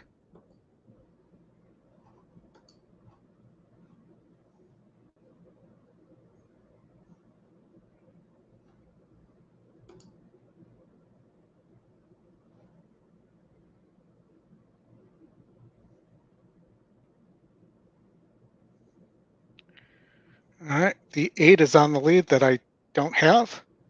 7 running second. And looking really eager.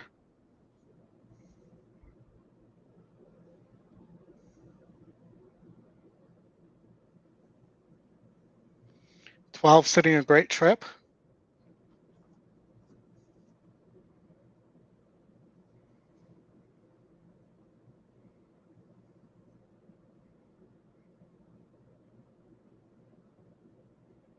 This is the 5.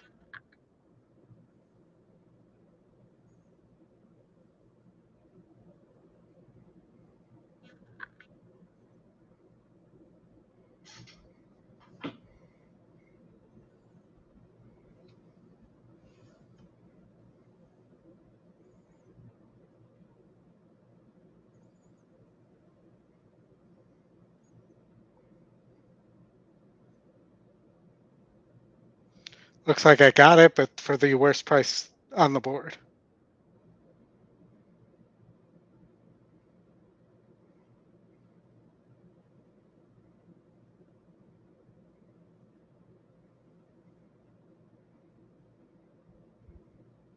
Ooh. But boom.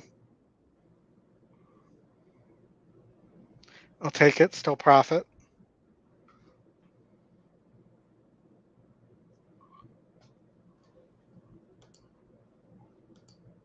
What happened with the 8? 8 was up on the lead. Tried to tip out. The 12 did the 12 come over on it? No. Not that I saw. But if that's the case, I think the 3 finished up strong there. He definitely took up when it looked like the 12 may have come over. But based upon NYRA rules, I'm not sure it matters. Well, it depends. Is IRAD on board? That's always got to be. IRAD's in Kentucky. I know, but that's always the question about NYRA rules. Yeah. Yeah, I don't see anything there. The 8 was tired. I've got an ISO replay on the feed here.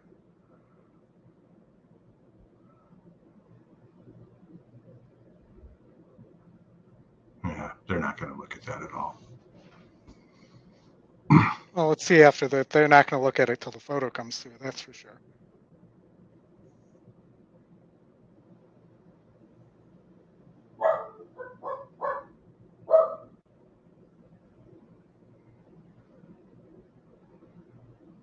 No, they already got the 12 up.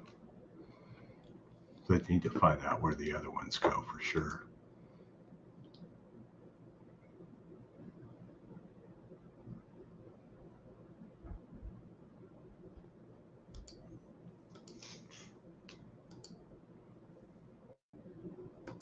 Do we have 2? There had 2 song names in there. One Headlight, that's a song name, and Money for Nothing, right? Yeah, one headlight. Isn't that Counting Crows? No, it's not Counting Crows. It's Bob Dylan's son. Son, yeah. God, why am I trying to blank on the name of the band? Same era, just God. Hey, Joey. Glad you stopped by. Hey, Joey. All right, here's my Keeneland pick 5. See, as I'm waiting for this to go official. We're 1-5, so your top 2 horses in race 1 or in leg 1. Your top E picks, top win percentage. Also tied for top GSR. Then I spread here more than I did in the pick 3. So I'm 1, 2, 3, 6, 8, 11. And then 1, 2, 5. So I actually contemplated dropping Chi-Town Lady completely. Had I had more time, I probably would have, because I just don't. Chi-Town Lady, when she won the test, that was a pace meltdown, and I just don't see the pace meltdown here. And I thought the 1's a really interesting horse here at 15% and 30-1. Yeah. And Victoria Oliver's picking up Johnny V there. I thought the 2 travel columns got a shot here, a good shot. Moving into its 4-year-old season, hopefully we'll be able to stay healthy. Has 1 sprinting, has 1 going 2 turns, moved from Brad Cox to Bill Mott. So we'll see how that works out. And my long shot here is Chitara, the 7, who I thought was really an interesting horse here. A true sprinter, non-graded stakes winner, working really well. So this was a 4-star work on the 7, which I thought was really interesting. This horse had already caught my eye before I saw the 4-star work. So that was the thing that put it over the top for me. That's in race 7 and race 8. Yeah, definitely good work on that one. There was even a YouTube look at that too. Yeah. That's I've got that. I've got the 2 and the 7 there in my late pick 3 at Keeneland. And then the Captain Obvious pick, as you would call it, even though I think it should be more than 31%. I think it's getting penalized. A lot of times has lower win percentages on foreign horses than it probably should. It's something Scotty's talked about this weekend or last weekend.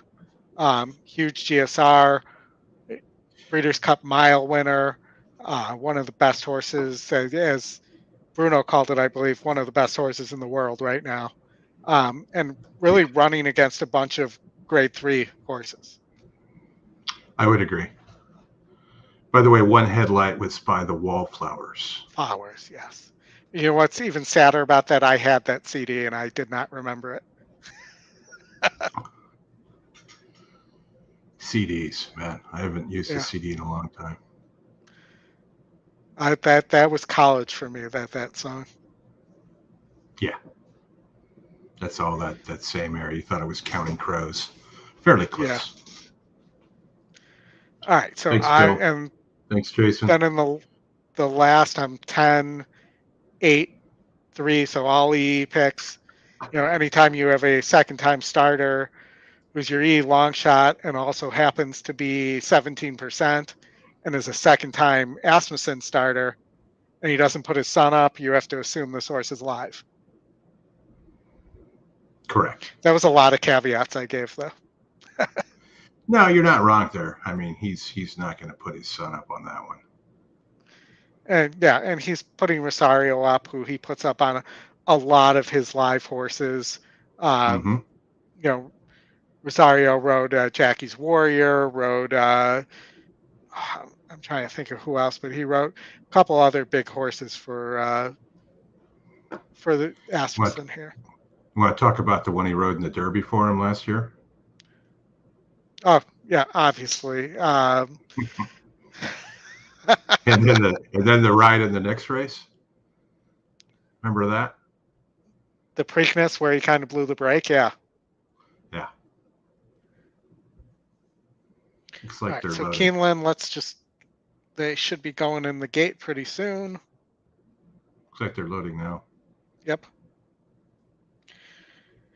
I allowed my mouth to run long enough to get them into the gate. While this goes off, I'm going to get a refill. And they're off. 3 to the lead. Maybe the 4 as well.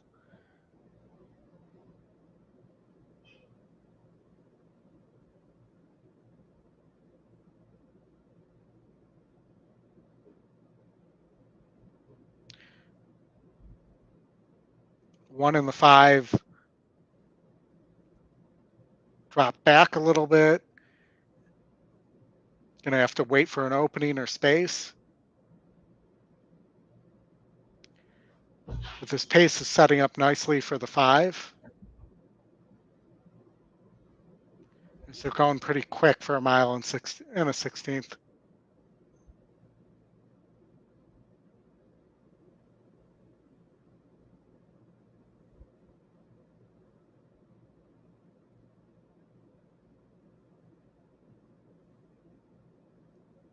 Both the 1 and the 5 are going to have to get out though, or catch a gap. Looks like the 5 is going to go 4 wide here. 1's waiting for his opening.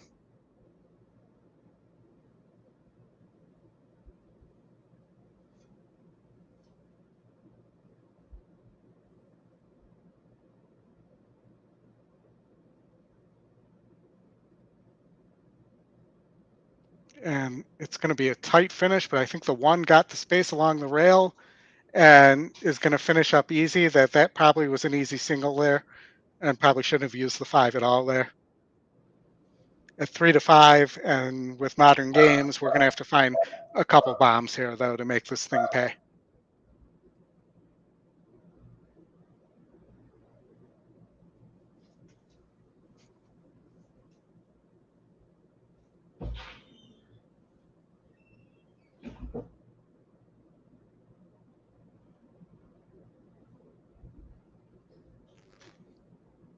Three definitely came over on the 4 a little bit, just enough to slow that horse down.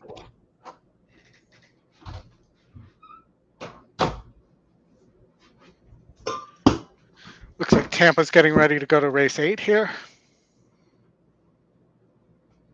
We still have a while before Golden Gate kicks off here. About 32 more minutes before we get to the gate. But so let's look at Tampa race 8. 5-1, by the way, Chris. Yeah, okay.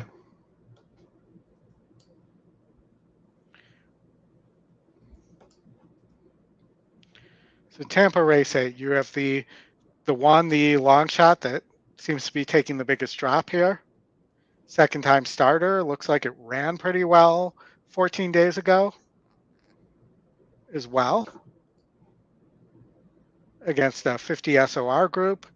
Is currently sitting at 5 to 1. This horse is really interesting to me and would be one that I would play here. As well, you see the 8 is currently sitting at 17 to 1. I'm sorry, 5 to 1, and is 17% to win, even though it's not in the top picks and is a first-time starter. Mm-hmm. And the 9 is your favorite. Not dropping, ran first time out, claimed, ran second time out, claimed, and is claimed again, or it looks like it was claimed for 16K both times. To me, this horse would not be the favorite to me. I agree with the morning line of 9-1 here on that horse, even though it's sitting at 6-5. Mm-hmm. What are your thoughts here, Chris? This is I probably would just go with the first time starter. I'll make a Kenny move here and just run with that one.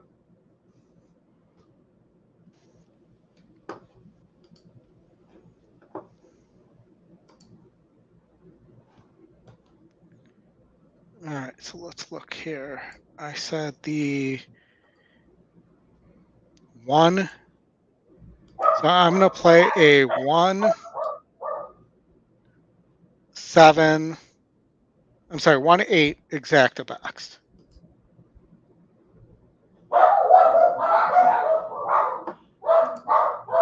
Which requires me being correct twice, but. Sure.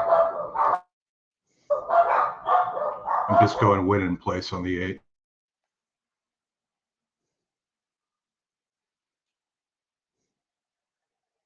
Yeah, for sure.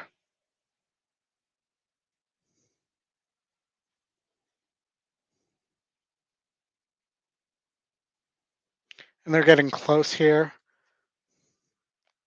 It's a maiden race, so I should probably also look this way, maybe do a 6-1, maybe try a 6-1, 7-8 try too. 6-1, 7-8 try.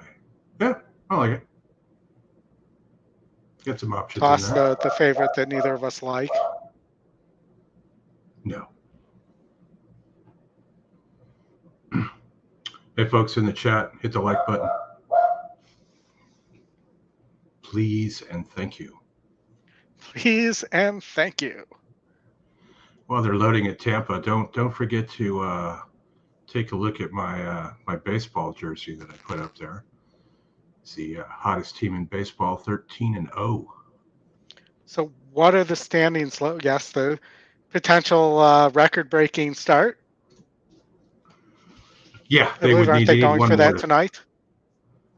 Yes, that would break the record. They're tied with, I believe, the Brewers and the Braves. But they're absolutely destroying people. The run differential is just nuts. Yeah. Well, it's never.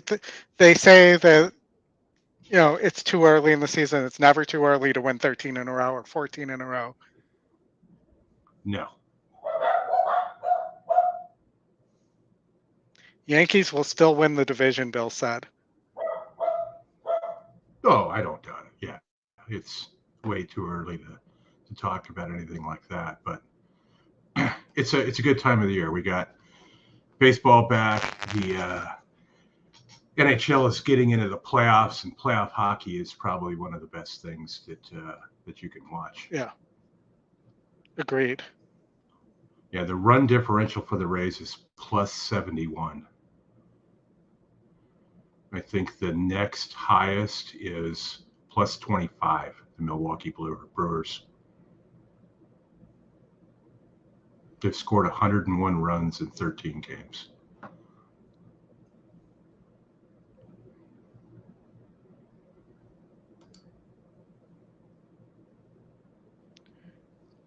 And how many runs was that?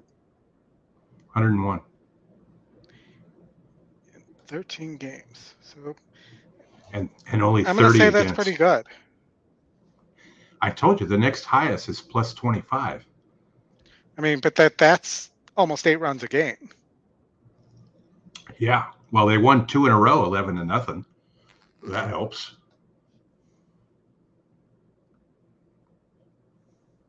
I've gone to. Hey, John, how you doing? See, we should have gotten the contest in John's hands too. I'm sure he would have played. How are we doing, by the way, in the contest? The contest. Any of us on the board yet? The only one, there's only 3 people on the board. The leader is Jonas. I'm not going to butcher his last name, at $27.76. David Jaffe is in second place at 1764. However, he did not make a selection in the last race. And Steve J from the Stretch Run chat is also tied for second, or he's in third, sorry, 1764. And Chuck Brower at $8.36 is in fourth. Everybody else has got zero.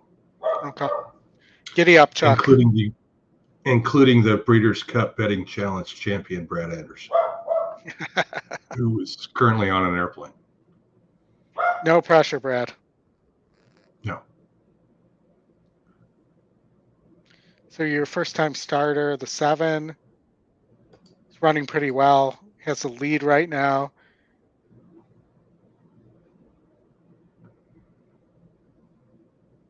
That's not the first-time starter we needed. I needed the other one. Was it the 8 that's the first-time starter? I think Because so. neither of my horses are running right now. I don't see the 1 anywhere. It might be up against. The 8's the only first-time starter.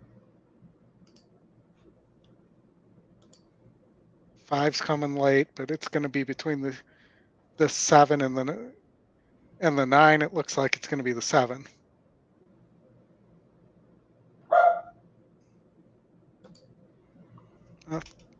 If anybody had a multi there, that's going to be a bomb. The 10-1.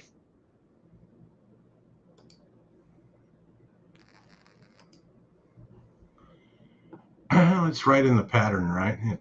Third start, made its first start on the 5th of March, 31st of March, and then graduates today.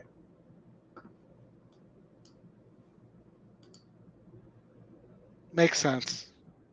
Yeah. 9 ran better than I thought it would, but still didn't win. System was that 9% was not even good enough on the 1. I didn't see if something happened at the start there where it just didn't break. And the 8 did finish up okay in 4th.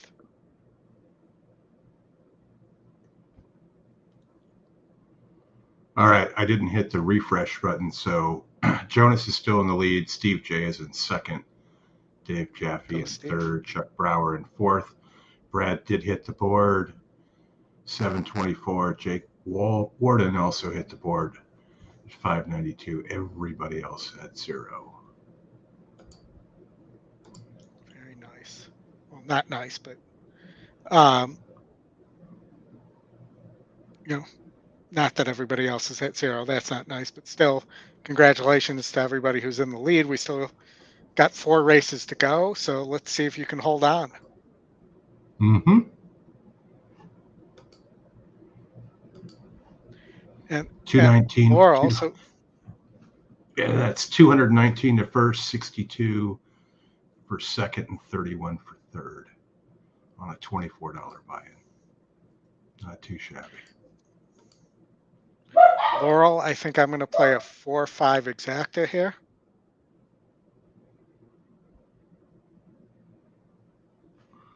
Okay, and we got 0 minutes to post at Oaklawn if you want to squeeze something in there. They're heading to the gate now. Let me see if we can squeeze that in. Let's see if we can find Oaklawn. Bottom level 8-claimer sprint. I mean, the thing that stands out to me is the 4 your E long shot top GSR 11% to win. Yeah. I would just, it's the first thing I looked at and I was like, yeah, I'll take that. I'd probably sit this one out, but if I didn't, that's where I'd just be win place show on that horse. Yeah. I'm doing that exact thing right now.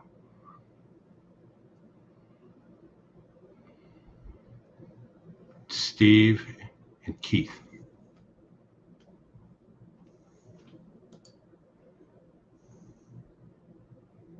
Keith and Steve. And they're off.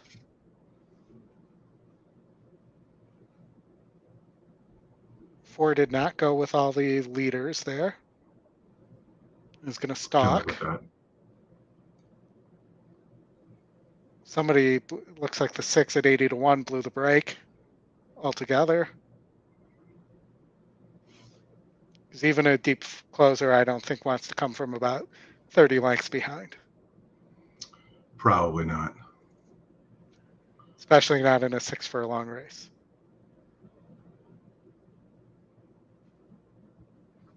For $8,000 claimers.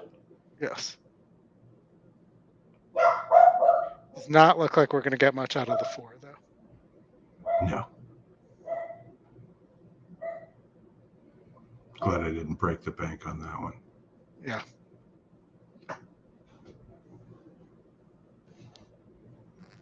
Looks like the 1 and the 9. And it looks like it's going to be the 9, the favorite at 2-1.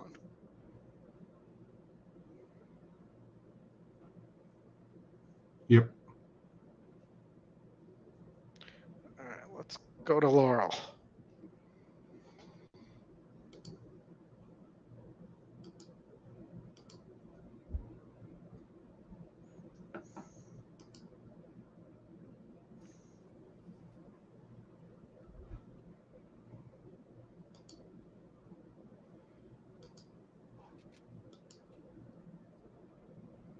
Anything good here? I played a 4-5 exacta box. The 5 was at 5-2 at the time I played it, but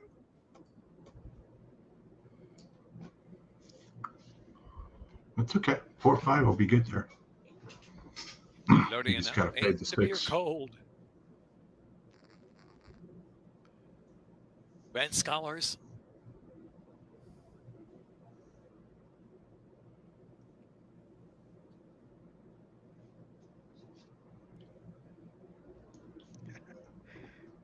John, next time we'll get you for sure. Yeah, John, we'll get you next time for sure.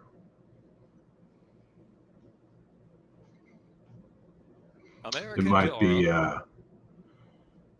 be a little while. I'm fairly busy May 10th American through Patrol. the beginning of July.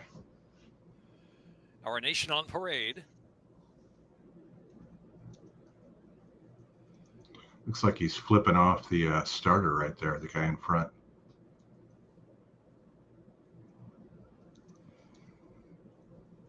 I don't think he is, but he's probably holding up 2 fingers and not the 1 finger salute.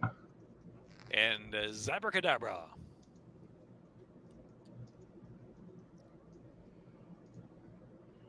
Yeah, Bill, no selection is just not a winning strategy. However, I have won a few of those with no selections before. Yeah. Ain't to be cold in our Nation on Parade to the outside. Zabracadabra all out for the early lead. And here's Van Scholars back in 4th position. Going to settle down to the inside. American Patrol is right alongside that runner. And American Doro is trailing the field. Bunch Group, Ain't to be cold, leads the way from our Nation on Parade. The lead is just a neck as they run past the 7-8. Zabracadabra on the far outside. Racing out of the clear there. American Patrol and Van Scholars on the inside. Very comfortable on 2.5 from the front. And trailing the field is American Doro in 6. Down the back stretch, Ain't to be cold gets some steady pressure from our Nation on Parade. American Patrol eager to go in between horses, their 3rd position, and Zabracadabra still on the far outside there in 4th. Van Scholars is in 5th. There's now some 3.5 to 4 from Ain't to be cold, and American Doro still in the back of the pack yet to pick it up with 4 furlongs left to go. It is Ain't to be cold a half in front from American Patrol is moved second in between horses. Our Nation on Parade, Zabracadabra is asked to move forward to the far outside, is willing to respond now. Here comes Zabracadabra. So it's our Nation on Parade. Zabracadabra Ain't to be cold, pressured along in 3rd position as they reach the top of the stretch with about a quarter of a mile left to go. So it's our Nation on Parade. Zabracadabra to square off their head-to-head for the lead. 2 back. Ain't to be cold is in 3rd. American Patrol is in 4th. They're followed by Van Scholars and American Doro trailing the field into the stretch. And our Nation on Parade drifting out a little wide. Is Zabracadabra still game? And Zabracadabra Abracadabra and Our Nation on Parade. There's nothing between them in a stretch battle. Ain't to Be Cold is third with a 16th left to go. Our Nation on Parade. Our Nation on Parade from Zabracadabra. Van Scholars late on the scene third. It's Our Nation on Parade. Zabracadabra and Van Scholars. Make a note, the 2 is flying. With a crazy pace, the 2 is flying. Yeah.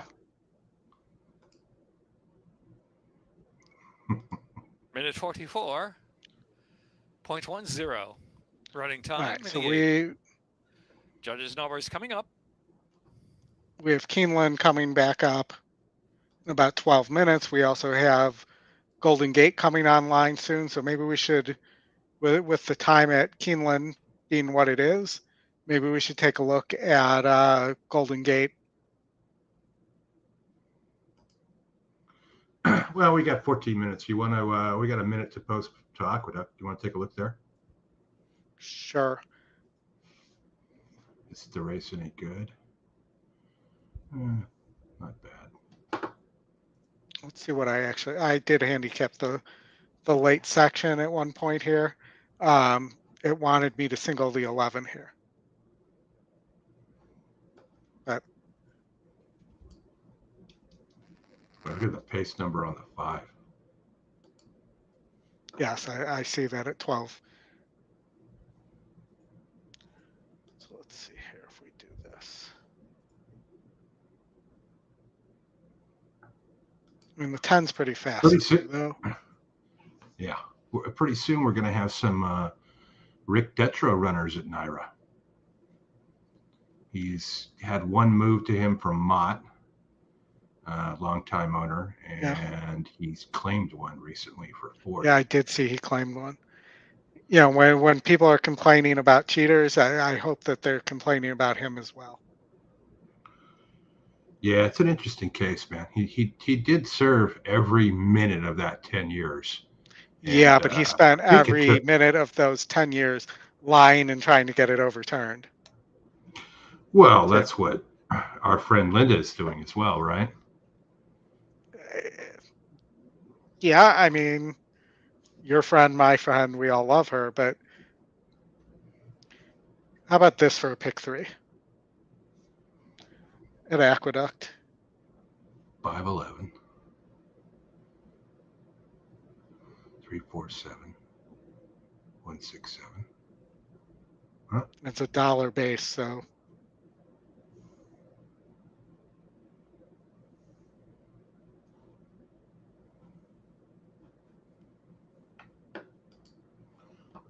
Here. Man, it should be nice to get more than like 7-2 on that 5. I don't like it at 7-2. I'd like it at 9-1 or 6-1. But you're right that the 10 does look like it could be a little fast as well. Yeah. I mean, and the 3 horses, the 9 and the 3 have both run 52 times. Well, you kind of know at that point what a horse is. Yeah, I mean the 2's run 59 times. And 1-6. I mean, that's better than the 3 who's run 52 times and won 3 races. Yeah. Well, the 2 is 1-6 as well. It's 83-1. 5 went off at 4-1. Did break onto the lead. Is clear. Doesn't look like he's going that fast. But is likely going to pull the 8 and the 10 into the race by not going that fast.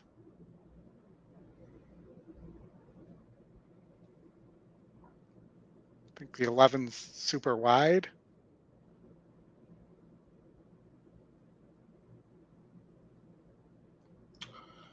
Aqueduct's probably got to be one of the more fair tracks at a mile, 1/3 mile. Yeah.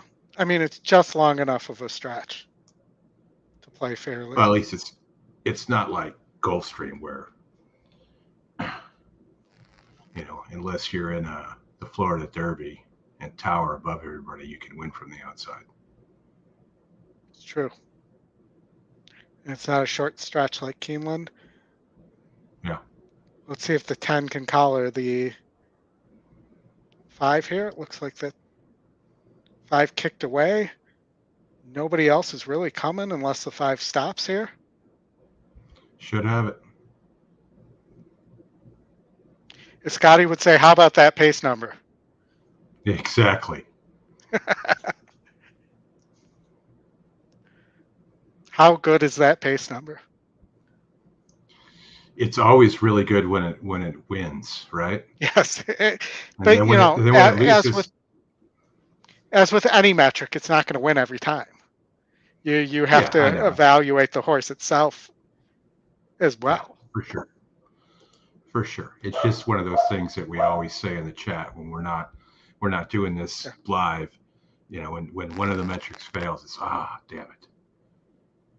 Let's blame the metrics. Right. But it's also, you know, and I said this about David on Scotty's show last week. It is not easy to be on here and giving out picks because you're going to be wrong a lot of the time. Sure. It's just the way it works, and you have to be able to accept being wrong. Yeah, and if you wanna see wrong, just rewind the show, and when we talk about the Keeneland Turf Pick 3, you'll see. Or how about pretty much every race at Laurel? Yeah, true. All right, man, you got 6 minutes till Keeneland, so why don't you go to Golden Gate and walk us through the pick 5? Walk us through the gate. In the meantime, I will go and take a look. And we will likely have to update this for scratches because I had not had a chance to do that before the show because they come in during the show usually. The one horse that we had that paid well was that forward Aqueduct, and we didn't even cover it, and we didn't bet it either. So I'm looking at Golden Gate to see if there's any of those. So I am singled to the one who's top pace, second time starter, dropping from 40 SOR to 28, and does not appear, at least on the morning line, like it's going to be the favorite. The 0-for-7-3, who is not dropping, is your favorite on the morning line in that race. And your top picks are the 3 and the 7. The 7's 41%, but 0-for-16. And also not had run at the 5K level, but is seeing some relief in terms of SOR. So you don't want a single an 0-for-17 horse? Would you like to tell the ladies and gentlemen why? Well, so we know that it likes to lose. I mean, I could single the 0-for-29 horse in this race too. It barely likes to hit the board. I think you're spot on with the one, but this sequence really looks chalky, man. Well, if you get the one, it's not. And I thought you could potentially get the 1 here as well, and or the 4. The 4 I thought was really interesting in leg 4 as well. Last out winner against 38 SOR, actually dropping from 5K to claiming a condition claiming 4K here. So actually potentially catching an easier group, and currently sitting at 10-1 and 7% on the win line, and is your second pick. So I think there is some opportunity to beat chalk here. What did you leg 1? You got a lot of horses there. 1, 2, 4. I thought leg 1 was 6. wide open. So the all but one button. All but one button. All but one button. All but one button. In the first 2 legs. So, all right, we'll do this. Go back to leg 1. I'm on leg 1. All right, so here's another option. Single, you got that saved? The ticket saved? Okay. I can always regenerate it, but single the 6 there. Actually, let me do it this way. Let me do it the right way here. Man, if there was a ticket book.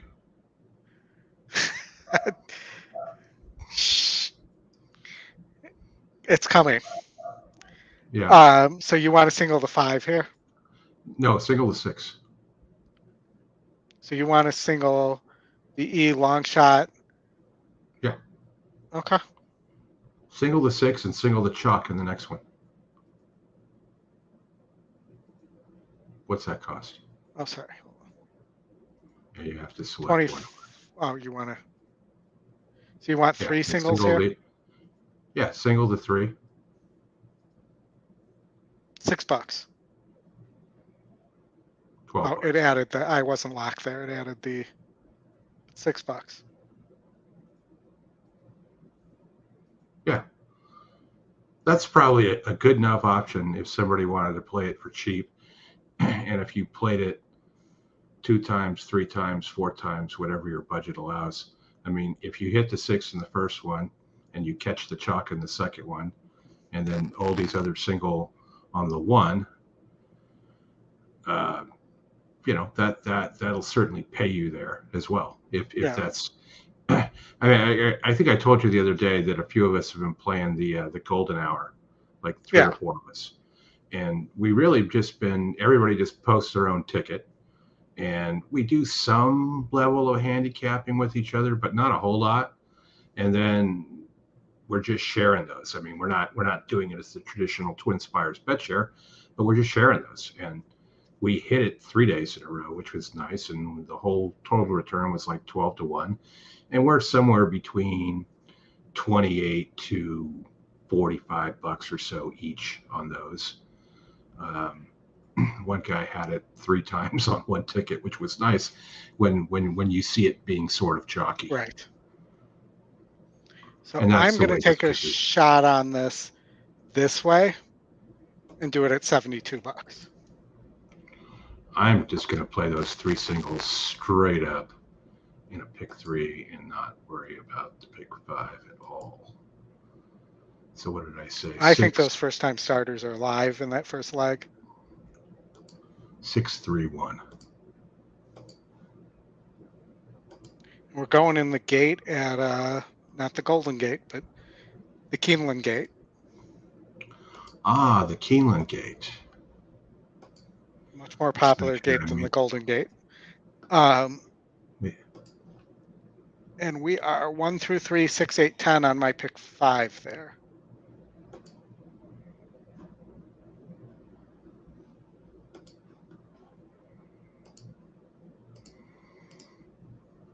The Keeneland Gate. Kurt Becker is just such a good race caller. You giving us audio for this? I am not, because I have it on the other one. I'd have to move it. Yeah, it's on the spare screen. All right, so the 4, of course, got the lead. Because who didn't have that?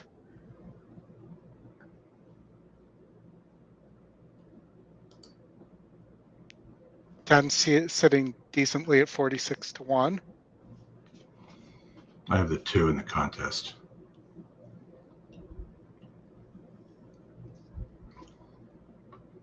I think the 4 is going to be tough to catch here.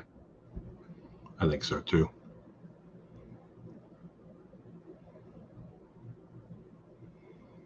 Somebody's flying the 11. The 11 at 3 to 1. 4 is not even gonna. Oh, come on, 2. Come on, 2. Come on, 3. Oh! 3 at 5 to 2, your favorite. Yeah.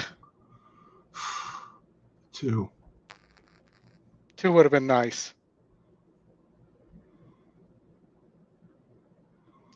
Wow. I don't even remember what I played in the tournament there. I think I played the 10.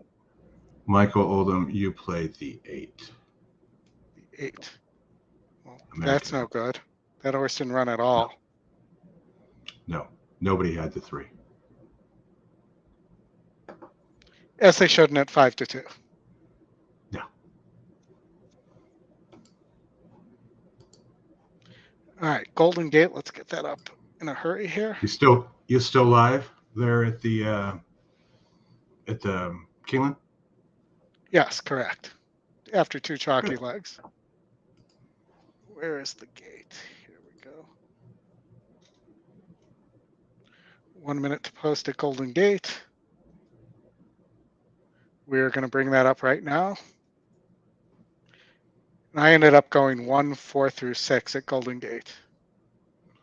1, 4 through He 6. started that early pick 5. Remember, the Now let me early make pick sure 5 that low it 14. sounds like we have They got better. competing sounds there, so let me fix that too. Oh, leave it like that. So in the class I was teaching yesterday, Scotty had to started the class for me and then forgot to mute. So we were hearing the race calls from his computer the entire time. That's outstanding. At least that's all you heard. Yeah, that's true. Could have been other things. Hey, Art, yeah, so for those of you who don't know, there's a WhatsApp chat for the stretch run. We talk about tickets. We play tickets together. We yell at each other. All around good time. I'll put that back. I'll put an updated one out on Twitter. I'll also send you that, Art. Yeah, we'll send you the C-chat, Art. Don't worry. And the red light is now flashing on the starting gate at Golden Gate Fields. The runners. Not sure if that's a chat, a cat, for race number 1. A gate. I've poked around on the stretch run chat while we've been on. Apparently, there's been some acrimony. I'll have to take a look at that later. Yeah, a friend Parker. And that's the thing. Those are the people who know me, as I'm always rooting, and so is Chris. We're rooting for people to win, not to lose. Speak for yourself. What? Well, you're rooting for me to lose, but other than that, and Brad. I'm not rooting for you to lose. Barbara, post position number 2. So you don't have the 3 here? Is that what I understand? I did not use the 3. All right. Hoping that Ed Moger does not, senior or junior, does not knock me out here. Forward, Sweet Millie's in. 2 back. Yeah, Princess of Del Mar to the outside post and to round out the field. Endless Dream. You see the absolute craziness and the increase in handle there? I did not, no. Working with Endless Oh, Dream. they were up like 50 million or something. Because people hate betting synthetic. We're off and running at Golden Gate Field. Sweet Millie broke slowly. It's all because we're driving that handle, right? Barbara has a lot of early speed and lifetime start number 2. Think so. Endless Dream alongside of her. A neck off. Barbara leads the way down the backstretch. What was your 6 went off at 5 to 1. With Princess of Del Mar, they're together. A gap of 2.5 to Sweet Millie takes the second last spot, and that leaves Rose. Barbara's my mom's name. Trail the field as the 6 runners approach. Is that the one horse I wasn't going to use that's on the lead right now? Leads the charge around the 3rd turn and opens up the lead 3. to a length the one in the 10. back. Endless Dream in chase mode second. What was then is now. Sent along from the 3rd spot. Princess of Del Mar alongside of first. Sweet Millie gets a reminder to get going. Takes the 5th spot off the turn. She's 3 lengths behind on the far outside. And Rose is still well out of it as they swing for home in the opener. Barbara trying to hang tough for the final furlong. Endless Dream alongside under the left-handed stick. They're going at it. Coming to the 16th pole. Barbara with the lead. Endless Dream. Come on, Barbara. Barbara shifting ground to the middle of the track. Endless Dream trying, but she's still second, and Barbara's to score. Barbara wins it. I'd like to see a heads up on that. They seem to have moved out about 12 lanes there in that stretch. You know, 5 to 6 to 1, you'll take it. I did not have the 2. Remember, I went and played a slimmer ticket. Until the results are declared official, and of course, I thought you dropped the 3. I did, but then I played 1, 4, 6, and I dropped the 2 also. Oh. 1, 4 through 6. Should have just stuck with my original ticket. Mm-hmm. That's a lesson for you at home. Yeah, you people at home. The 41 of you that are currently watching us. Ladies and gentlemen, the stewards have posted the There you go. sign into the running of this race, and it does involve the top 2 finishers. I told you, I thought that they moved over. A look at the mid-stretch run. Well, let's use the airplane term of a tad. Finishers. So there is a He stewards just said inquiry stretch run. into this first race involving the top 2. He did. Matt's a big fan, that's why. Moved out there. Yeah, but I don't see any impact just because he moves out. I mean, you got. I can't tell. I need a heads up, not a heads on. A head on, not a heads up. Yeah, that too. They don't have a head. They don't have a heads up. So we need to put a camera on the head of. Third number 3, Rose, and on the horse's head, so that we can have a heads up. 4, your top 4 finishers, and again, That's the there's only a way. stewards inquiry. Did you see involving that the in a top 2 few finishers, of numbers 2 and those 5? The stewards are taking a look races at with the TVG where actions they of have the number 2 camera on the Barbara jockey helmet? throughout The this cameras race. that come off? I didn't see that they had come off, but I always thought that those views were unwatchable to begin with. Well, it's dangerous too, because in a 2-turn race, if it comes off in the wrong spot, you definitely don't want somebody stepping on that. So let's really see here if the 5 is affected by any of this. Because he's moving out too. Now he's trying to. Yeah, but watch where they are now and watch where they end up.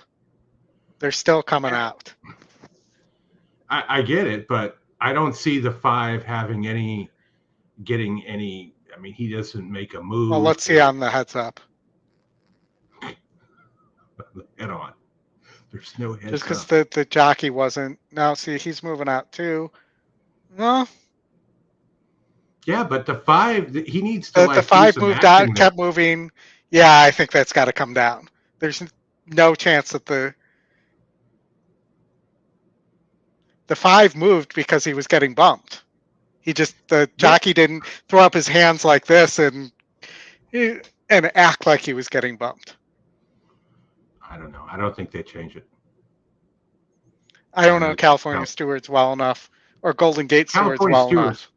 California stewards typically will take horses down, but I don't see anything that's clear in terms of the 5 really getting affected. Usually they'll take up or make a move, or you'll see him get knocked off stride. This horse is never off stride. How do you pass a horse when it's doing that? Isn't that considered hurting, even if there's no bump? It could be. They don't like that hurting nonsense there. Yeah. That's for sure. I mean, that's 8 paths when you add the entire thing up. Yeah, well, the 5 moved out on its own when he was hitting it left-handed. This might give us a better view of whether there was an actual bump. Well, no, because there is some actual bumping there. Yeah, it's slight. I've seen that one wasn't. Worse. Well, that one might have been after the wire though, because he stood up, but you could see the jock kind of got off. If it doesn't come down, it's the jockey's fault for not making a bigger deal and acting like he was impeded. IRAD would have definitely embellished that. And so would Paco if IRAD was the one blocking him. They should be able to get suspended for embellishment, like in hockey. Yeah. Basketball.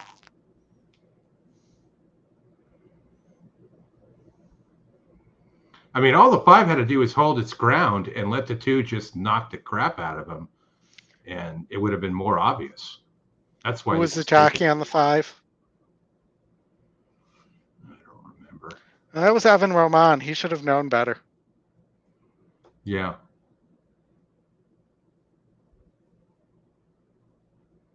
Bill says the 2 is coming down. Bill says the jockey on the 5 had to switch hands on the whip because of it. Scott said no foul, just bad writing.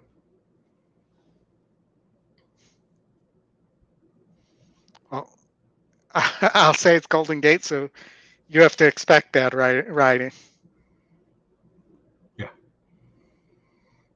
whatever this is, it's a 2-1 decision, I think, not unanimous. They're taking too long.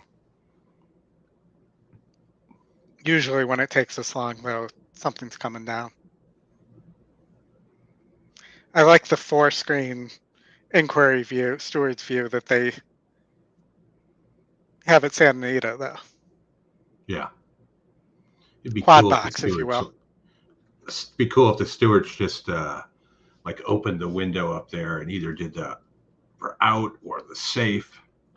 Or we could have the smoke like the papal elections.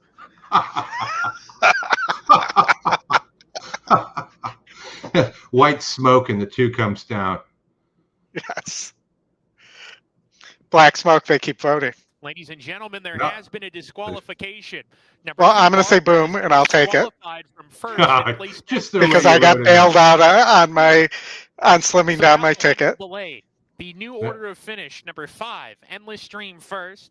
Second, number 2, Barbara. And this Third, might have 3, the Rose, effect of Rose. spreading Fourth, Golden number Gate and 4, Keeneland Sweet out a little Millie. bit, too. 5, 2, 3, 4. Yeah. 5, 2, 3, 4. We got race Your new 9 order of coming finish, up and this race is now official. Laurel. Sure. Now in the winner's circle is number I 5, gotta go Endless make a Dream, quick a phone 3-year-old call, and I'll be chestnut right back. filly by Stanford out of Lady Lemon All Drop right. by Lemon Drop Kid. Endless Dream was bred in California by Tommytown. Let's get Laurel up here. Not been my best day at Laurel today.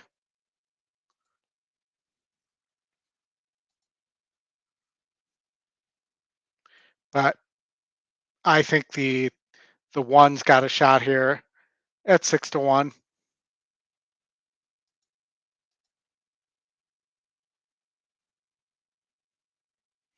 And maybe the first time starter, the 7.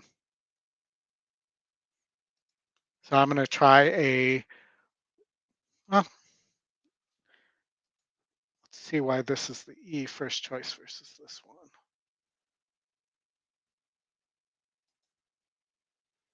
I'm going to try a 1-4-7 try box here.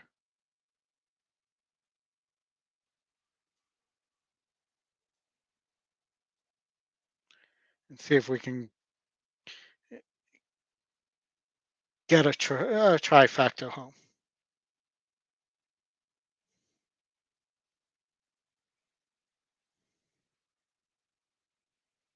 Do I want the 0 for 14 horse, or do I want, I'm going to outsmart myself and use the 5 instead.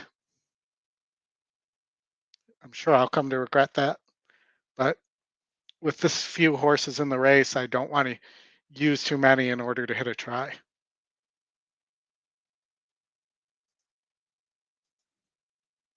And of course, the 1 scratched. How about that? As they used to say on This Week in Baseball. Might have to get out my TWIB notes. All right, let's see if we can come up with something different here real fast. Well, we got a minute to post, and they'll circle a little bit.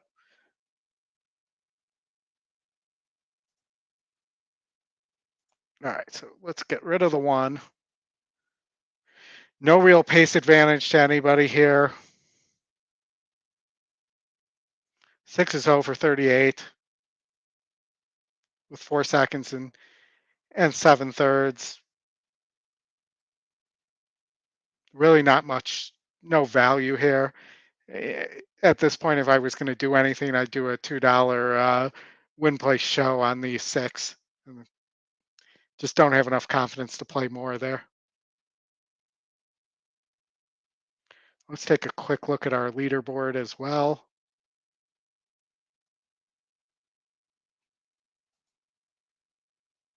I'm still goose-egged here, so is Chris.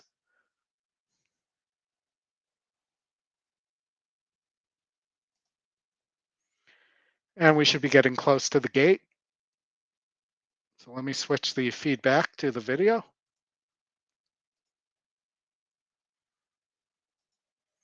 And let's get the audio up here for you guys.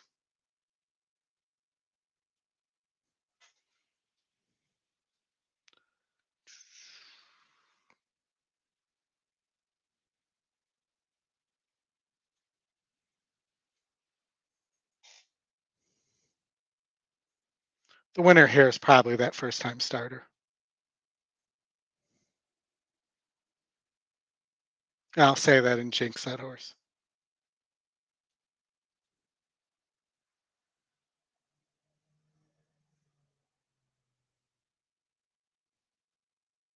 And the horses have now reached the starting gate. Late scratch number 1, Williams Cause.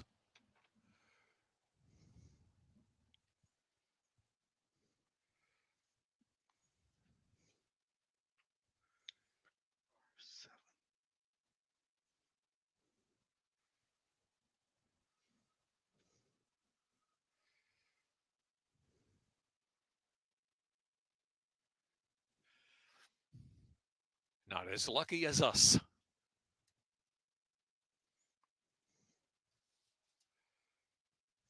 Secret Sanctuary.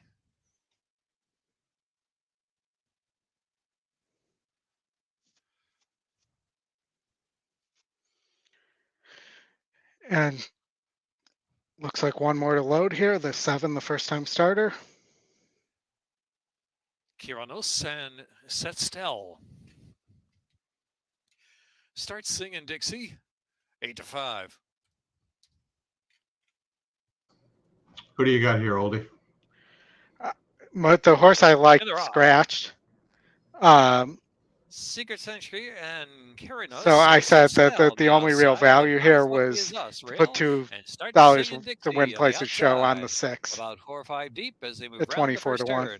Secret Sanctuary nursed along on a narrow lead from Kiranos. Scratch horses don't win ever. Starts singing Dixie out there with a wide early bid, and Set Stella's in between horses up close, and not as lucky as us riding the inside. Back of this compact field, only 3 The 6 is 0 for 38. Secret Sanctuary. Today's the day. Out there to slow pace as connect in front from Set Oh, Stella for and start 38. That would be awesome. Dixie. On the Come on, outside, 6. the Orange Silks in 3rd position. Kiranos is racing in 4th. Not as well, what are you going to do? Are you going to take ground every step of the way. 3 to 1 on a horse that that's over 6 or over 7, or I think that the riding not as lucky as us, and Kiranos is in the back. The 4 was 0 for 18 or 14, something like that. Half-mile out.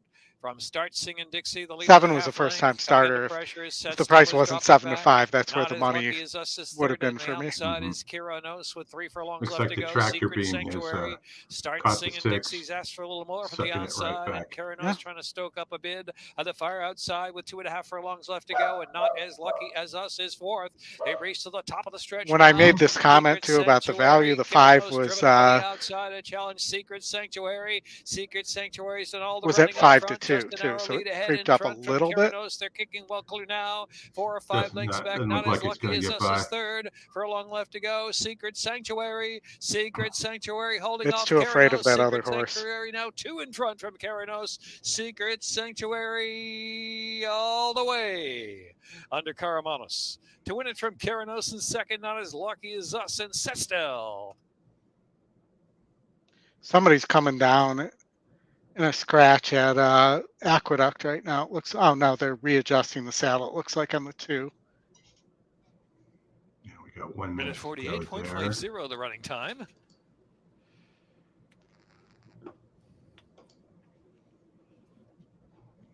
All right, let's get this off.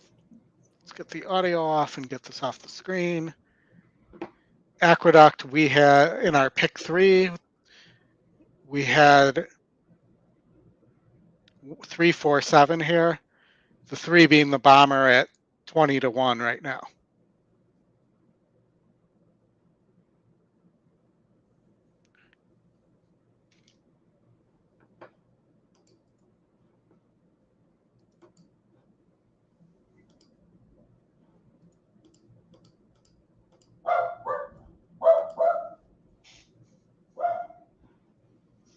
Two looks like it has some speed.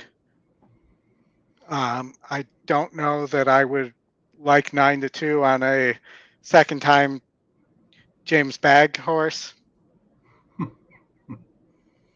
know, if this horse was still with Rudy, I mean, I'm fine with it, but look at the difference in how it ran when it didn't have the Rudy juice.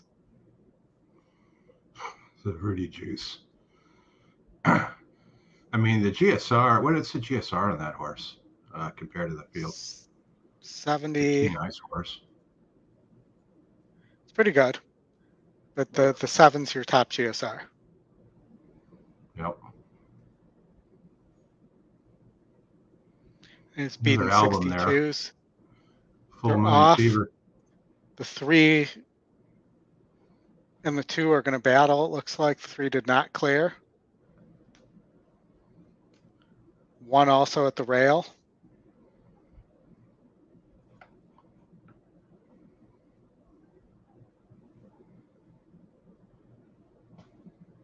The 3 was a Pletcher that went to Rudy. That's never good. And then went to Englehart. So he'll end up at Finger Lakes this summer. I was just gonna say, when does We're just gonna make a Finger Lakes joke. Yeah. When does it go to Finger Lakes? Because that's the pattern. I really like the Finger Lakes announcer. He used to do Golden Gate back in the day. I just lost my feed. Did you? Yeah. Completely. But the 6th now is taken over.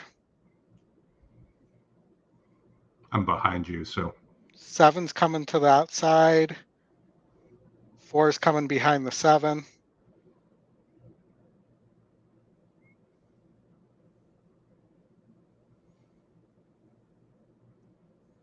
As is always a question, when 2 horses turn from home, what does the horse to the inside have left, and will the horse to the outside pass it or be willing to pass? And the answer appears to be that the 6 is going to hold on unless the 4 gets up. Looks like the 4 is going to get up. So our pick, we got chalk there, but our pick 3 moves on. okay.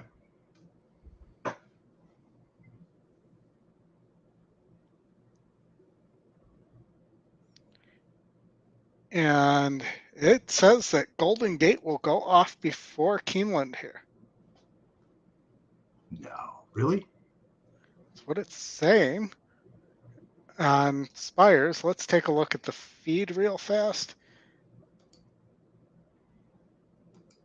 Let's see what Golden Gate says 4 minutes.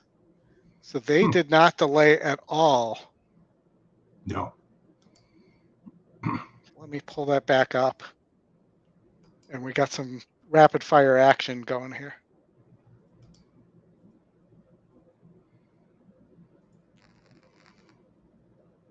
I guess we should go all the way to that's number 5. This must be the place.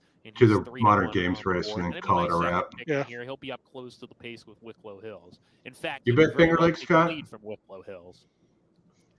Number 1, good. Is there ever a time that Finger Lakes isn't sloppy? He's sort of hoping that a pace duel develops here, so that it can set up for his. If it doesn't rain, they just water it. He was actually on the lead 2 starts ago in a 5-furlong sprint. He went fast too, 21 and 3. It's like watching a race at Thistle or Belterra. Sasquatch ride the winner and an eventual next out winner in Dick Best.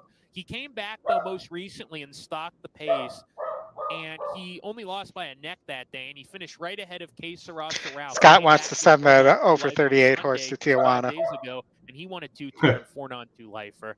Good focus with those last 2 races in mind. We know he's versatile. We know he can go to the lead. He can stop.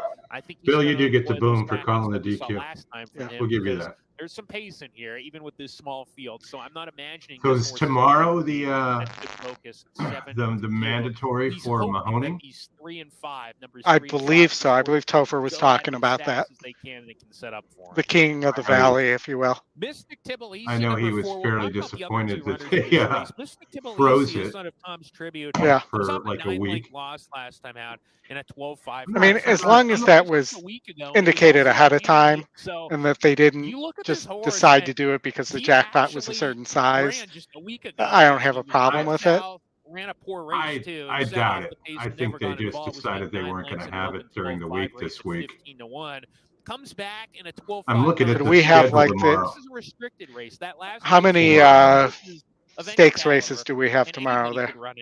This race And only Mahoney? for horses that Yeah. have won once and have never won twice, 0. and that's a help. That's I would have thought Here's the closing sequence. day. a class drop for Mr. Here's the Tbilisi. sequence: a The one concern I have about this 7.5K horse, though, maiden is he's wheeling claimer, back in a just in a league, 5K just in. claimer, a Trip 5K down claimer, south, ran a race, a comes back up here. 25K It's a optional lot to allowance ask of this claimer, horse. a 10K His two back starter efforts allowance, ran at this level on and this then the track. He was feature for beaten the by about day 2 lengths that is day. a And this must be the race ran $25,000 second. That was allowance. on March 3rd. Mystic But I'm more Tbilisi interested when I look at the schedule for tomorrow and at his what's only going career on win came 3 starts ago at on the lead for maiden 8th. Cochise County Fair, One more runner to Douglas. mention, number 2, Hayden's Angel, coming off a 10.5-month layoff.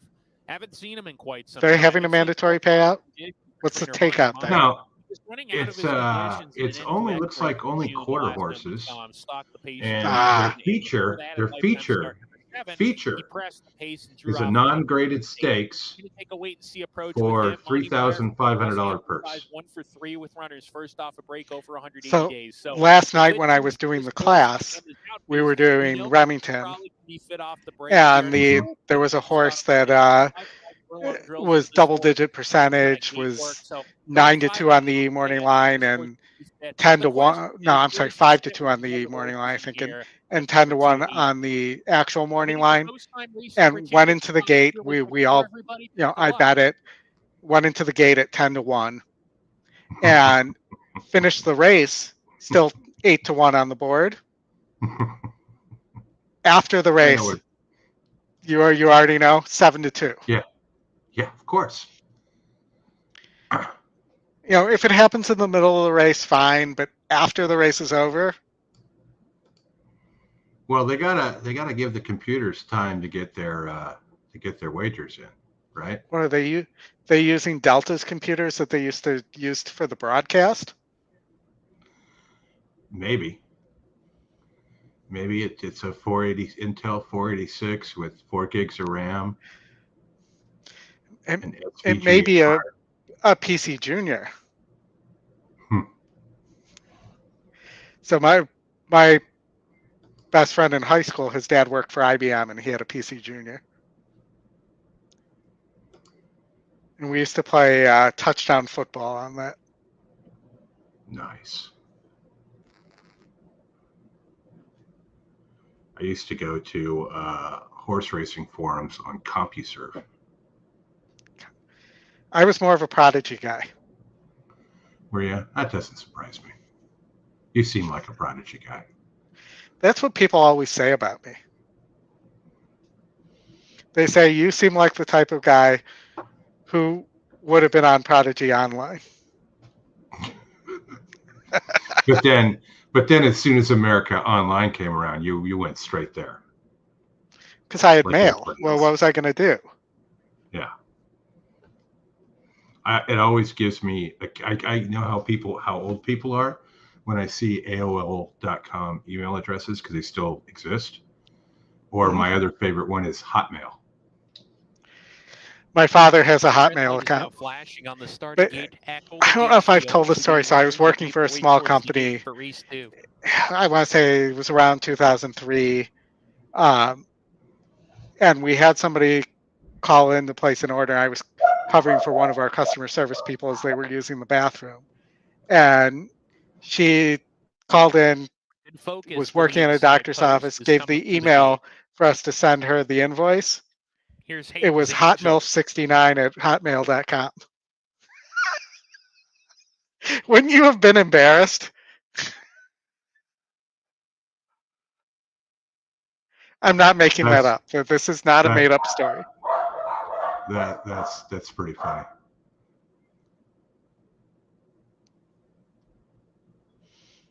When I built my first Windows NT4 domain, we didn't know what else to call it, so we called it domain. Is also loaded. This must be the place to complete the line. You called it domain. We're ready to go. Yeah, just domain. And That's what it was pre-populated with. Eventful start. Hayden's Angel off the layoff is fresh, and he's quickest, in fact. Hayden's Angel to the lead right away. This must be the place takes second. I thought there was a lot of Wicklow speed Hills in this and race. Mystic Tbilisi side by side. Wicklow Hills now clearly third. Mystic Tbilisi right outside of him. Where's And Waldo? Two to good focus. The trailer down the back. He's on the 5. This must be the place. Santos Rivera getting aggressive aboard him. He's up to challenge Hayden's Angel and Asael Espinoza, who come right back from the inside. 3 furlongs left. It's Hayden's Angel with the head in front. This must be the place on the outside. Wicklow Hills in a pocket right now. He's waiting. Let's see if the one can outside of him, Mystic carry the Tbilisi. momentum. Good focus, makes a move on the far outside. He's caught deep, trying to circle the field here at the top of the lane. He This cannot. must be the place, has the lead now. Hayden's Angel can't keep up. Wicklow Hills trying to get there. He's going to try to get through a tight spot. Can't get through. It's been a disastrous trip so far for the favorite. Down the lane. This must be the place, getting tired now. And here's Mystic Tbilisi. Mystic Tbilisi on the outside to the front. Mystic Tbilisi to win it. Second, this must be the place. That's a boom. Just held off good focus. Yeah. And then Wicklow Hills, who gallops out great after getting clear, but it was all too Mystic late. Tbilisi went off at let's Keeneland. get the Keeneland is too. off. Yeah. Yeah, that was nice of them to put those two on top of each other. Yeah. I was worried about that when we put the schedule together. All right, Keeneland, we've got a battle going here. 8 and the 7. Looks like it's going to be the 8. Number 4, Did we have the 8? Tbilisi No. was first. No. 7 Photo was our finish long for shot. second and third, waiting on the placing for fourth. Photos We for the fourth. just lost. Mm-hmm. I know. Ah, You see the price on the 8? 48-1. Yeah. I don't think I'm going to get rescued by somebody leaning on the. Let's see. Did anybody pick the 8 in the tournament? No. 2 people had the 7, so you'll get some. I'll be off the schneid, so to speak. David Jaffe is going to take over second, I believe. Nobody had the 8.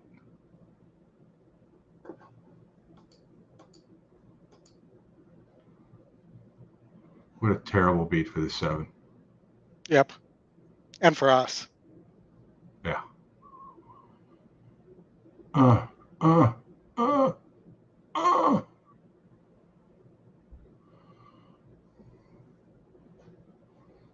Well, that's unfortunate. Womp, womp, womp, womp.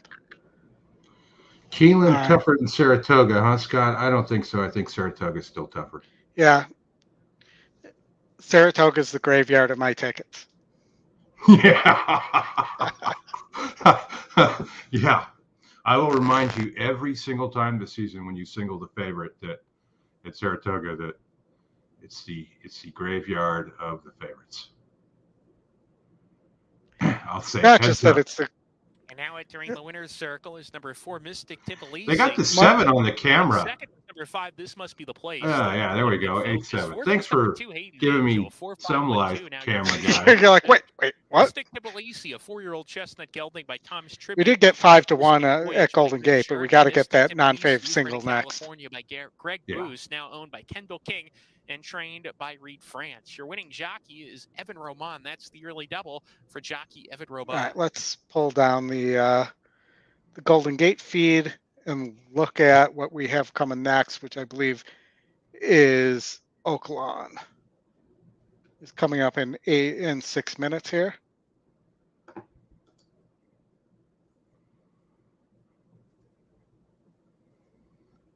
Andy interviewing the jock. Yeah, great job. Way to screw up everybody's tickets, Joe Rucker Jr. Boo, boo. Yeah, boo to that is right.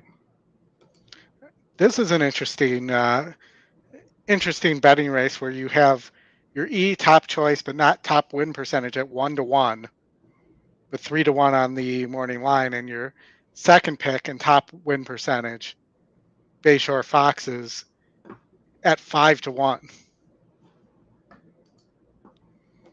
Oaklawn Park race 7.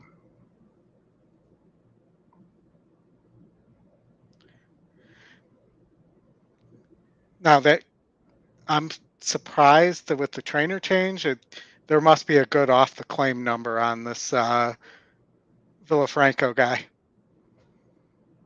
Yeah, got to be something there, right? And your E long shot, even though he's 1 for 8, is 12% and currently at 9-1.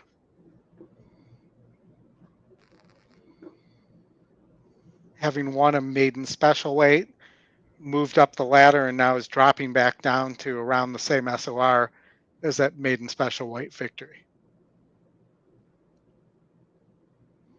What can you make out of the 4? Can you make a hat? Well, can you make a brooch? I was about to say that. I could make a 1 for 19 horse too. And I could make a pterodactyl. Is it really 1 for 19? It is, yes. Look at my screen.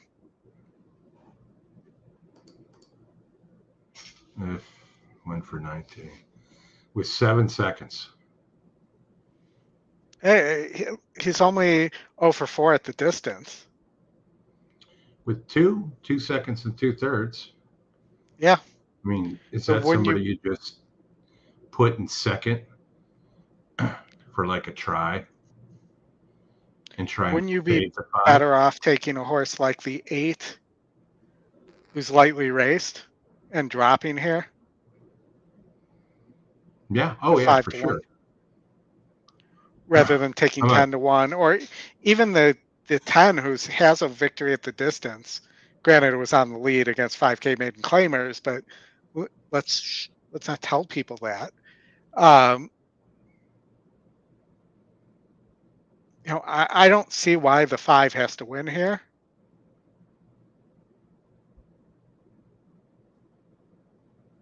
And this is one where Asmussen has put his son up on it.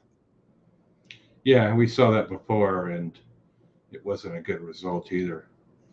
But what if you just put the 4 in second for the try? Well, let's just do a $6 try here. 5, 7, 5, 7. We don't want that horse. Just put the 4 in second. Only the 4 in second? Yeah, just single the 4 in second. And then let it lock it and let it figure out the rest. It added the 11 after I did that because I didn't lock it. You got to lock it, yeah. Got to pop it and lock it. Yeah, these are the things that you learn in the classes, how to lock things. Yeah. I mean, it's not like I'm teaching one of them, but yeah, I mean, look at that. I mean, that's not a bad deal there. What are we getting on? We're getting 7-1 and 7-2 or 3-1. And you could throw the 5 out altogether if you didn't want it. I don't know how much money you save there if you throw the 5 out. It's probably not worth it. Because if you get the 4 in second and the 11 in first, you're going to want the 4 or the 5 in third. You're not going to want to lose that ticket because it's still going to pay well. Yeah, you could even argue to add just the 9-2 in case the 50-1 shot runs third. Yeah. 64-1 right now. Yeah. But I would do something if it were me.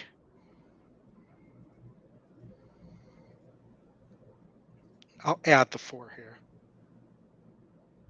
Let's just do it this way. Lock these 2.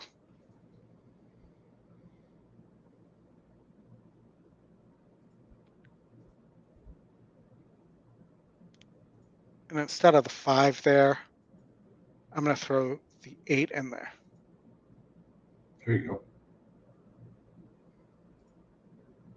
I think that could pay pretty well too.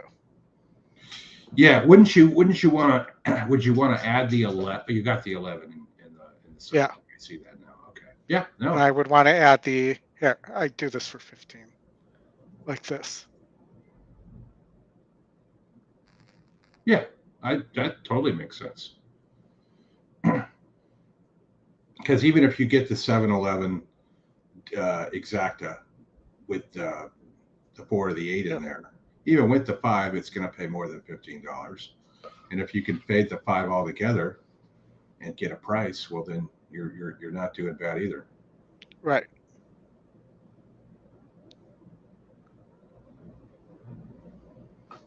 All right, is this race close? Now they're walking back to the gate now. I don't understand why all these tracks won't let us show this stuff live. It's not like it's the Super Bowl. Well, I understand why the ones who have television contract deals won't. Yeah, but I mean, come on. There's 36 people watching this now on YouTube, and they're watching it anyway. So, what real difference does it make? It's not like this is we're showing like a Bally Sports thing, right? Where you can't get it unless you pay for it, or like stuff on Spectrum and Yeah, things like it's not like we haven't gotten the express written consent of the Chicago National League Ball Club. Yeah. You can tell I've heard that one a few times. Oh yeah. That's the following presentation. Yes. Is the National Football League. You must have the express written consent of the commissioner's office. Yeah. Hey Tony, how you doing? Hi Tony. Just got off work, huh? Boy, are his arms tired. Oh no, I just flew in. Any big hits today? No. The answer is no. Tony, I had a small hit on the early pick 5 but profitable on the early pick 5 at Aqueduct. And we got nosed out on our long shot at Keeneland by a 48-1 shot. Yep. And we're still alive at Golden Gate right now. And on the Aqueduct late pick 3. All right. So which try did you play here? I played the one that's on the screen right now. So I actually added the 10. So 4 through 10, 11.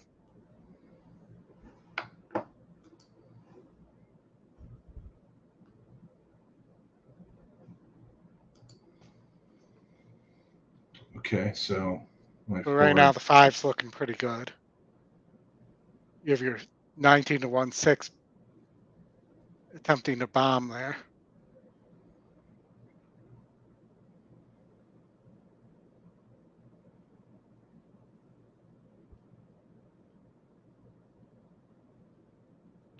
Who's coming? Is that the 10? 6 is going to win this thing at 19-1.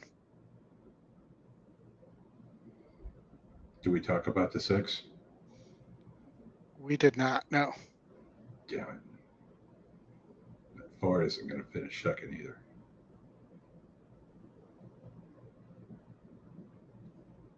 Four bucked its own trend. Blew the brake too. 6, 5, 10? No, 6, No, 12.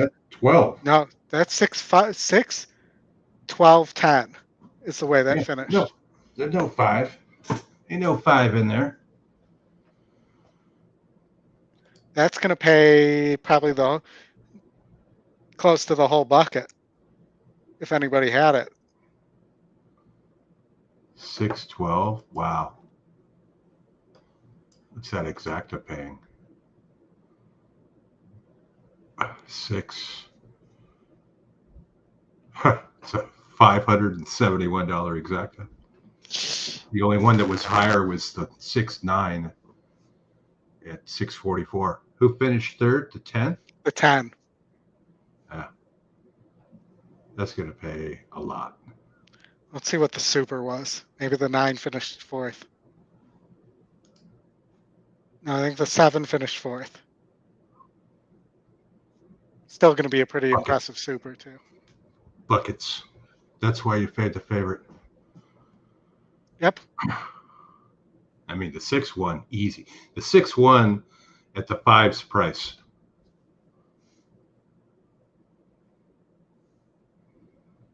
Just nosed out the 5. There's the 4. The 11's way back there, too. Looks like the next thing we're going to have go off is that Aqueduct Pick 3. We're live to the 167 there. Mm-hmm. Let's see what that's going to pay. 1 is $54.25. 6 is $60, and the 7 is $78.50. So not bad when you consider the second leg was complete chalk. Yeah. And So just to make myself feel bad, since my single would have been the late pick 5, my single in the early pick 5, had I played that, it's not going to pay that much anyways if those horses win. All right, let me drop you. Well, I don't know if I can do it or not, but anyway, David Jaffe has the lead in the contest at $36. Yeah, I can switch my screen and pull it up. Yeah, pull it up. You're in 4th. You've got a shot. All right, are you seeing my screen now? Or is it still on the screen? No, I see it. Let's refresh this here. Refresh it, yeah. That's where you're at. All right, I need Chitara to finish second here, and Chitara already ran. Remember, that was the last race. Yeah, that's right. We are looking at the last race. Yeah. I'd have to look at what I picked here and figure out how to. Well, don't tell everybody. Do it on the off screen. We know you're going to pick modern games here, right? You gotta go. Yeah, you gotta pick modern games here. Yeah. I can tell you, I for certain did not pick modern games. Me either. Even though I believe wholeheartedly modern games is going to win, not work. But well, now I'll just leave it at that, and we'll see if Cabo Spirit wins here. Didn't pick that either. Yeah, we got about 15 minutes to go here, folks, and then we'll call it a wrap. What do we got next, Oldy? We've got Aqueduct heading towards the gate in the pay leg of our late pick 3. We have, before that, we'll have our single at Golden Gate Fields as well. Currently sitting at 2-1, so was 6-1 on the morning line, 4-1 on the morning line. But seems like other people saw what I saw there, and we're not going to get any value. Just got to hope for some value in the multis there. What is your pick 3? What do you ended up here at Aqueduct? We are 167. 54, 60, and $78. Yeah, not bad for what was that ticket? For a buck, and it was actually, let me tell you what I actually played. $18 is what I spent on the ticket. Not bad. Not bad at all. 3 minutes. Is the red light on at Golden Gate Fields? I haven't checked. No. No, it's 9 minutes to post at Golden Gate. Yeah. Thank you, everybody who hung out with us today. Yeah. Not exactly the Pegasus Day show, but we also don't have our collector at 16-1 at the end of a ticket here. No, we do not. That was a good day. I think that was the last time we were on, right? Yeah, that was the last time we did this. Yeah. Well, next time we'll have a 16-1 shot to finish, whenever that'll be. And is there anything exciting for tomorrow? I think it might be the Lexington, but nothing exciting. That's certainly not exciting. I mean, But yeah, it's kind of a dead weekend for racing. This Cochise County Fair Douglas, I got to figure out which ADW has that one. I've never seen a $3,000 stakes race before. That's hilarious. That's the feature. Well, there's two stakes races. There's a $3,000 one, and then the feature is $3,500. So they kicked another $500 in there for the feature. What's the claiming price on the claiming race? Is $500? $500 non-winner of 2. You're making me look. There's 3 trials. Those purses are $2,500. There's a 2.5K maiden claimer. So 2.5K, you can pick up those horses for. There's 2 of those. Well, 1 maiden and 1 regular claimer. I'm guessing you dump like 500 in that pool, and you're going to make a horse 1 to 9. Yeah. One night we got to do when the summer comes up, and you've got time and I've got time because he's really run late on the East Coast. Is Los Al Pick 6. Those are always fun. It's the last $2 one out there in the world. Not true. Hawthorne runs a $2 Pick 6. Do they really? I'll have to look at that. That's pretty cool. Well, but when the pool's like $12 and you're playing a $2 Pick 6, it's not so cool. No, actually, they've seen some decent growth with the 10%. Los Al ones get. I mean, those pools get 80, 90, 100,000 from time to time. What is Moncton? That's another one that's on EE for tomorrow. Moncton. Timber. What the hell is this? You got to see this, Oldy.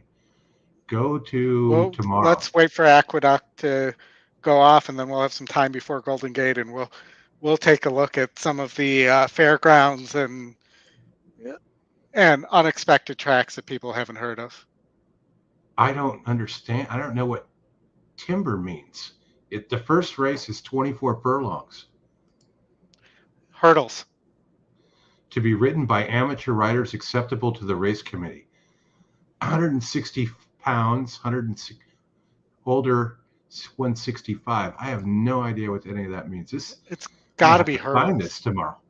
It's got to be hurdles, yeah, but I just love the fact that to be ridden by amateur riders acceptable to the race committee. This is I gotta let Parker know. This would be great for him. He loves the jockeys. Yes. Amateur jockeys. So he'll want to bet on that for sure. There's 4 races. They're all 24 furlongs. And their ticket generator has nothing. So apparently, I guess it's just win, place, show. There's no pick 4. Do we have a win percentage on those, though? Yeah. The biggest field is the last race with 6 of them. 2 4-horse fields, a 5-horse field, and a 6-horse field. And there's no morning line, an EE morning line, win percentages, GSR.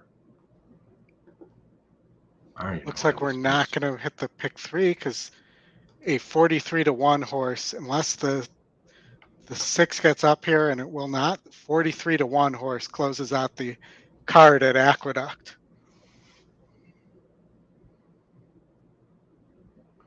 Well, that probably creates a high takeout carryover for tomorrow, right? It does not. Wow. The 4 was the only carryover. The 3 paid $22K.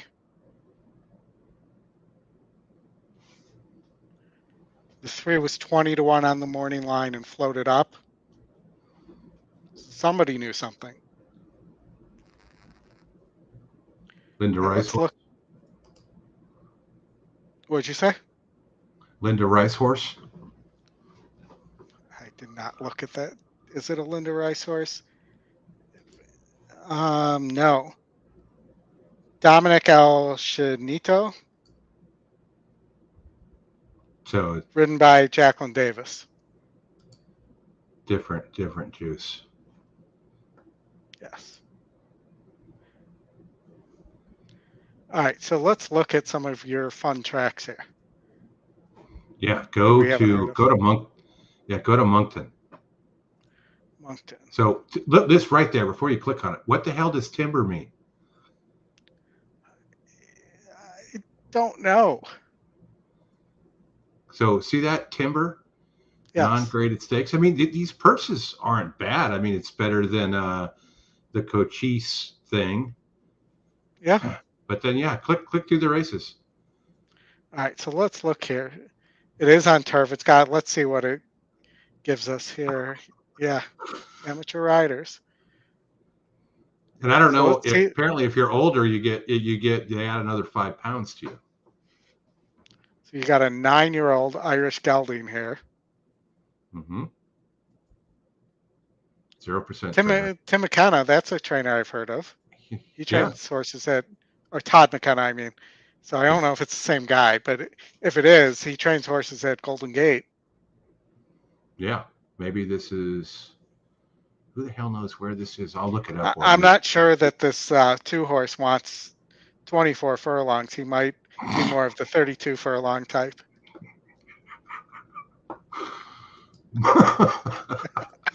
Moncton. Vintage Vinny coming over from Europe, hasn't run a race since 2017.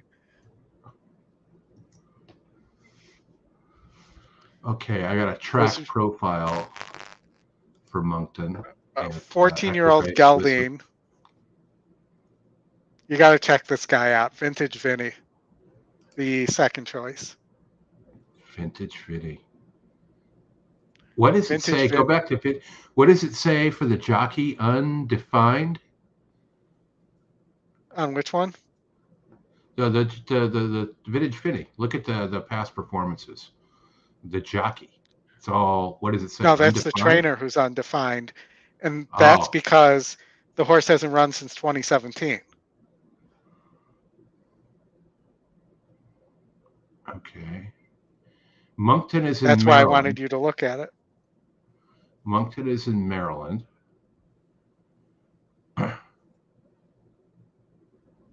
They're all geldings.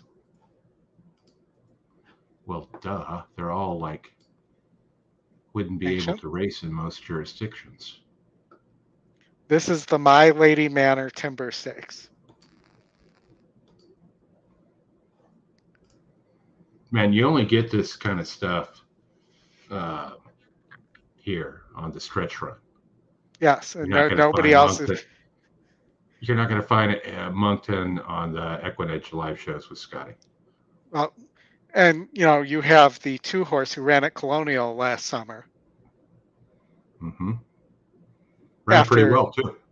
Yeah, after not running since 2019, doing hurdles.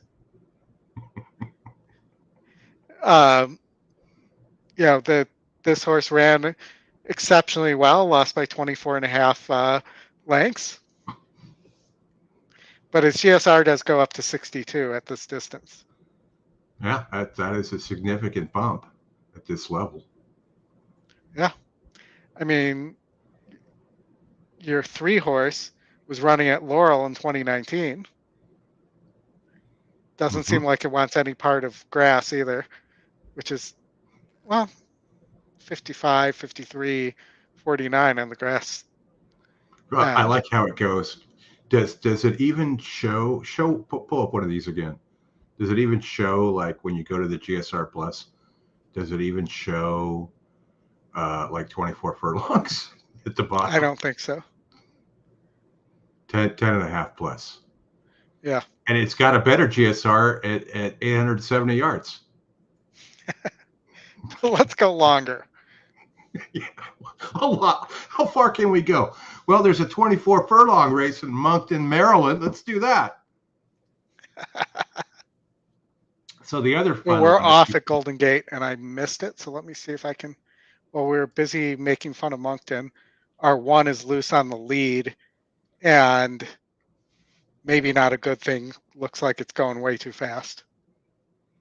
Yeah.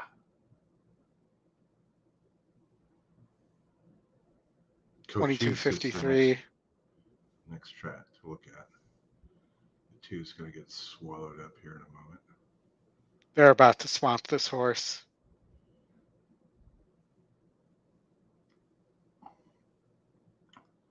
The margin. I don't hear the dulcet tones of Matt Dinnerman. Yeah, I probably didn't turn the sound down. And comes Fantastic Dream. He's been taken back to 4th, approaching the 4-turn run. 3 back to African Prince. And then Me Chaos, Kid Stole a Kiss, still well behind as they round the 4th turn. Single Merit only in front by a neck. Tiger's Arrow made an early bid to come after him, and Tiger's Arrow's now the new leader from Single Merit, who's calling it a day. He's dropping back. Shauna Golden picks up the running in the 2nd spot. He's on the move. After That was terrible. Tiger's Arrow at the top of the lane. Tiger's Arrow turning into the stretch has the lead. Shauna Golden's going to have to run by him now. Me Chaos is even in with a shot on the far outside at 14-1. Furlong to go. Shauna Golden, Yeah, Tiger's 4 is going to win Arrow. this at 14-1. Chaos trying to pick him up. Shauna Golden now sticks his head in front. Tiger's Arrow back in 2nd, beaten. Me Chaos coming on for 2nd. Shauna Golden's the line. Shauna Golden wins it as the favorite, and that is a hat trick. Maybe they should try that one horse at 24 furlongs. 2nd, then Tiger's Arrow. Fantastic. You were going to was say 4th. that. Me Chaos 5th. You know, and on the synthetic, that might be the way to go. Yeah. All right. I'm going to. All right. So we got Keeneland. Real quick, modern games, and then we'll call it a wrap. If you want to monkey around or monkton around and look at Cochise, it's tomorrow as well. The other featured track of the day. It is called Cochise. What about Weber Downs? Cochise. Did you see that one? Oh, I didn't scroll down that far. Weber Downs. Weber Downs, 2-year-old trials at 2.5K. Yeah, well, the first race it says unknown race type. That's my favorite already. Those are always my favorite, and it shows it as being a 2-turn 220-yard race. Yeah. It's a small track, Oldy. It's tiny. It's like, you remember the walking ring at Los Al? Yeah. You know, yeah, they run around that.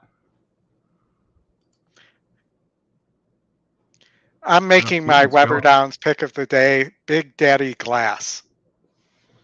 They're off at Keeneland. Yeah, I know. And the Pletcher horse did not get the lead. Oh, yes, he did. I did not recognize no, he didn't. It's Shays Pierre on the lead. Emmanuel, I don't even see among the top 2. The 5, Dr. Zemph, just took over. This is the we'll use all the same saddlecloth color race. I hate that. You can't tell the difference. So, when I see a red saddlecloth, I think that's a bunch of ones. Yeah, it's a bunch of ones.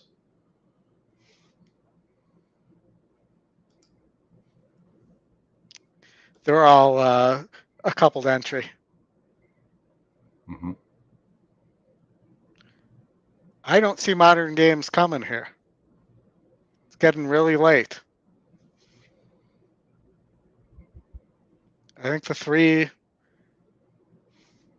and 9-1 with Pratt aboard for Arnaud Delacour with the massive upset.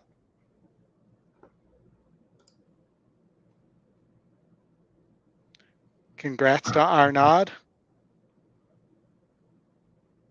I mean, modern games didn't run at all. No.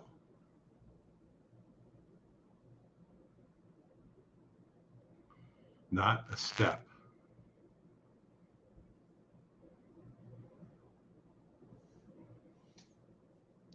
He might need to stretch out to 32 furlongs. I bet they could take him up to Moncton tomorrow and he'd win. 8th finish. That's probably true. I'm not sure who. Did you have the 8 in the contest? No, I had the 6. 2 people had the 3. Scott McGinn and Paul Getty. Both will hit the board. Congratulations. No one had. Who? The 5 won?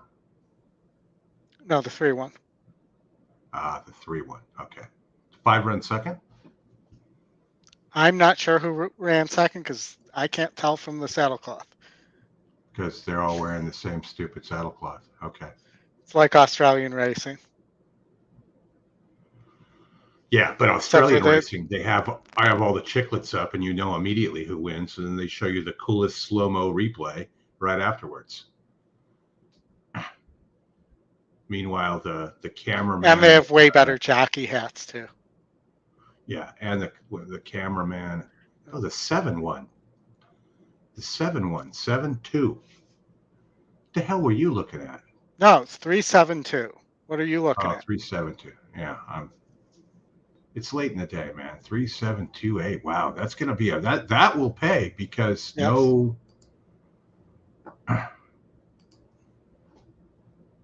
That's a shocking upset, though.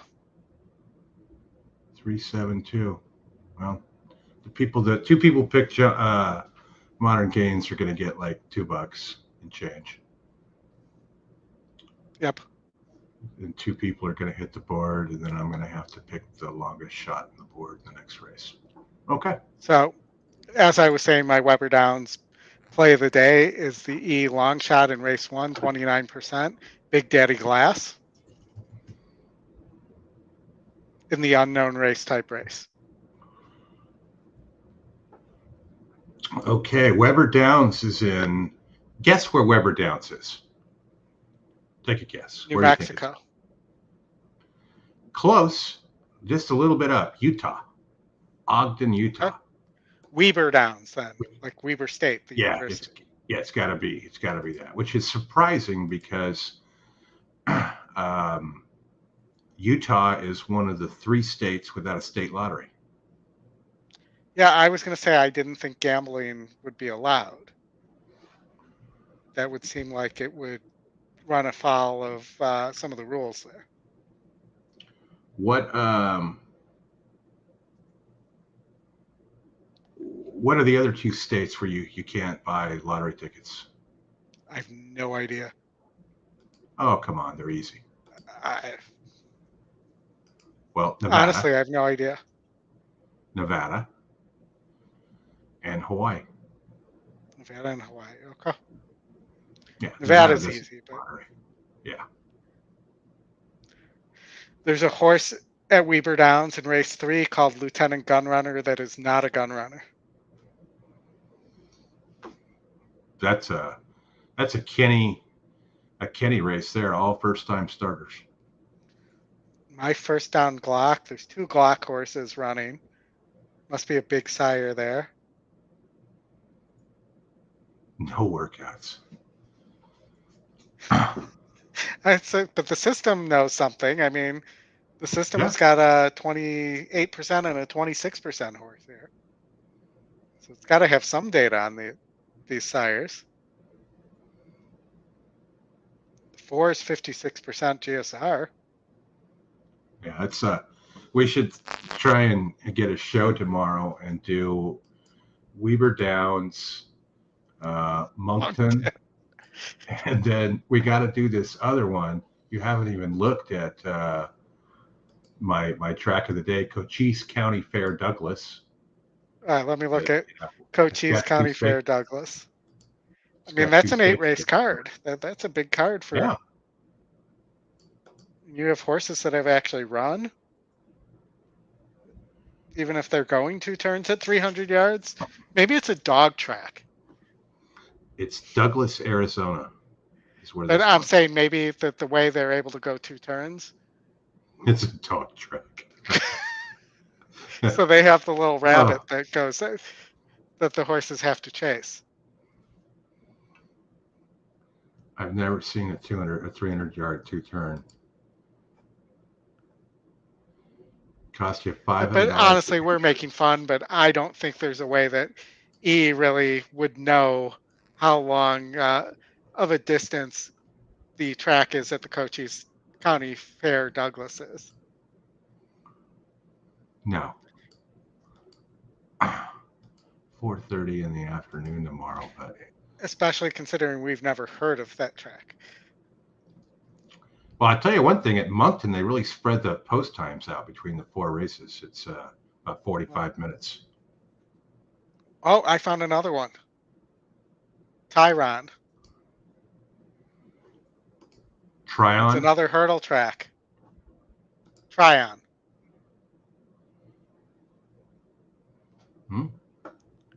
This is for horses that don't want to go 24 furlongs. Right. Yeah, we're only going 16.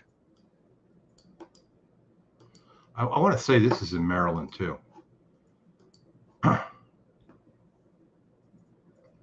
Is this to get horses ready for the Belmont hurdles?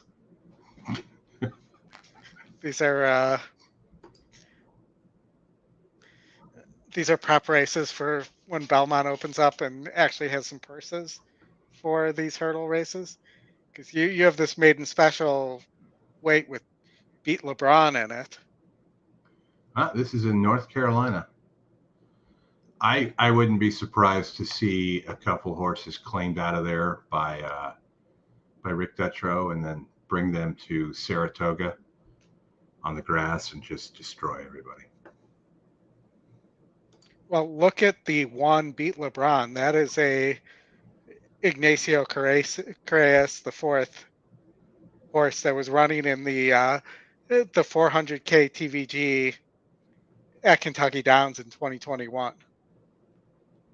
Mm-hmm. And now, and ran at Ascot. I mean, this seems like a well-bred horse. It does. This is probably a prep for a Moncton race in a couple of weeks. It's a maiden special weight. It was a sprinter. It was going 7 furlongs. Oh, man. I have the. All right, Oldy. Well, I'm going to dig through some of this stuff so I can keep laughing at it. But it looks like, let's see, what were the payouts there for the $22 exacta at Keeneland Race 9, $37 try, $77 super for 10 cents. That's not bad with the chalk in second.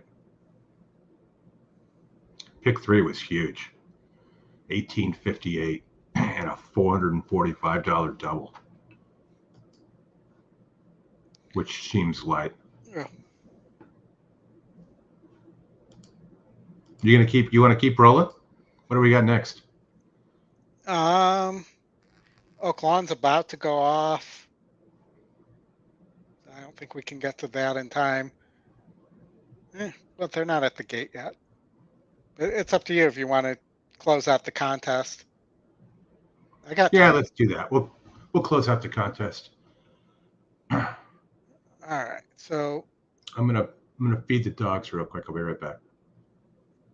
Is that a euphemism for something? Ooh, I like this one.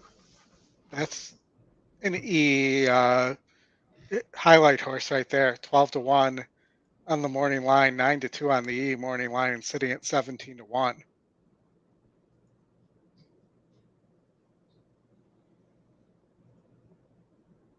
For sure, that's a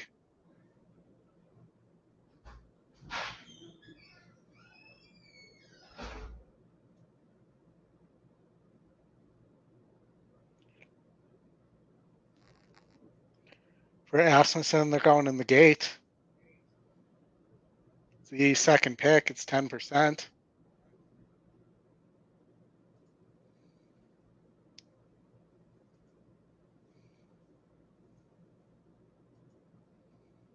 Last out winner for Asmussen. Let's see what it can do here.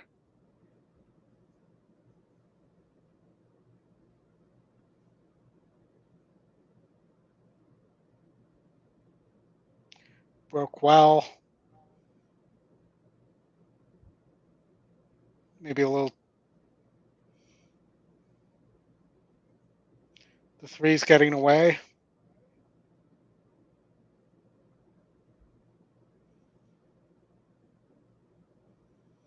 As they go into the turn.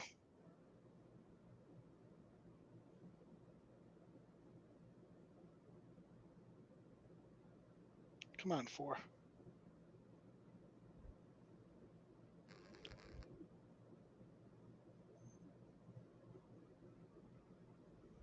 Tough place to be in between there.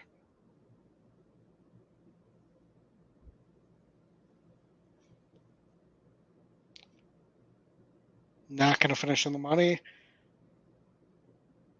That 3 at 32 to 1 is going to just get caught by the 7. That's a good 7-3 exacta there.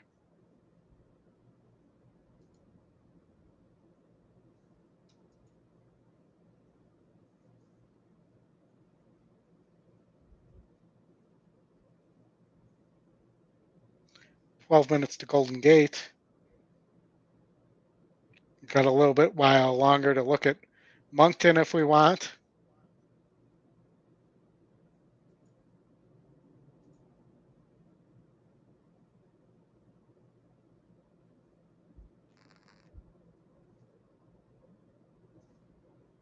Wait, Bill had that?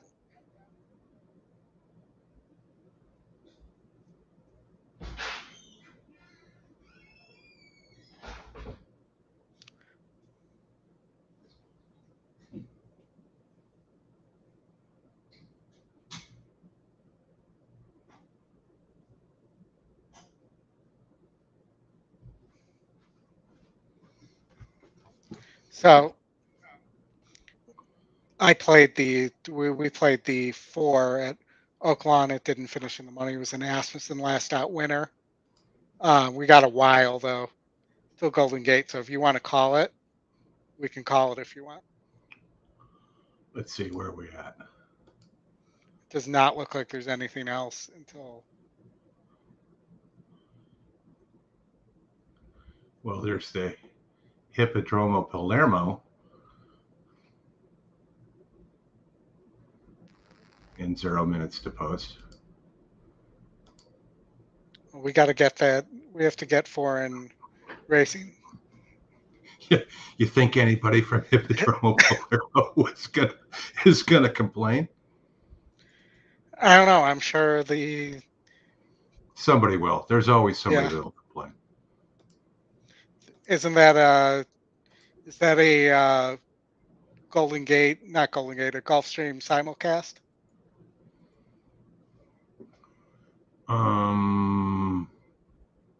No, it's listed as a separate. Separately. Yeah.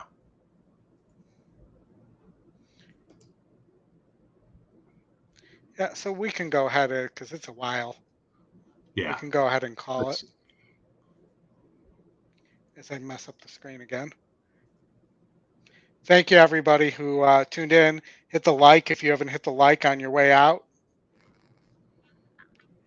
Bill wants you to take the first time starter, the 9 in the contest. I'm not going to do that. But thank you for reminding me that that's available. I think I'm going to go with I'm a modest man. Sounds right. Or Madden, I mean. A Madden man? Madden's birthday was this week too.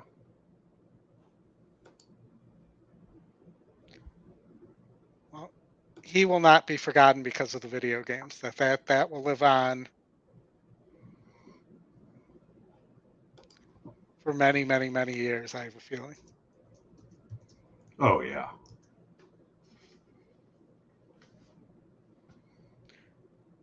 All right, everybody. Thank you.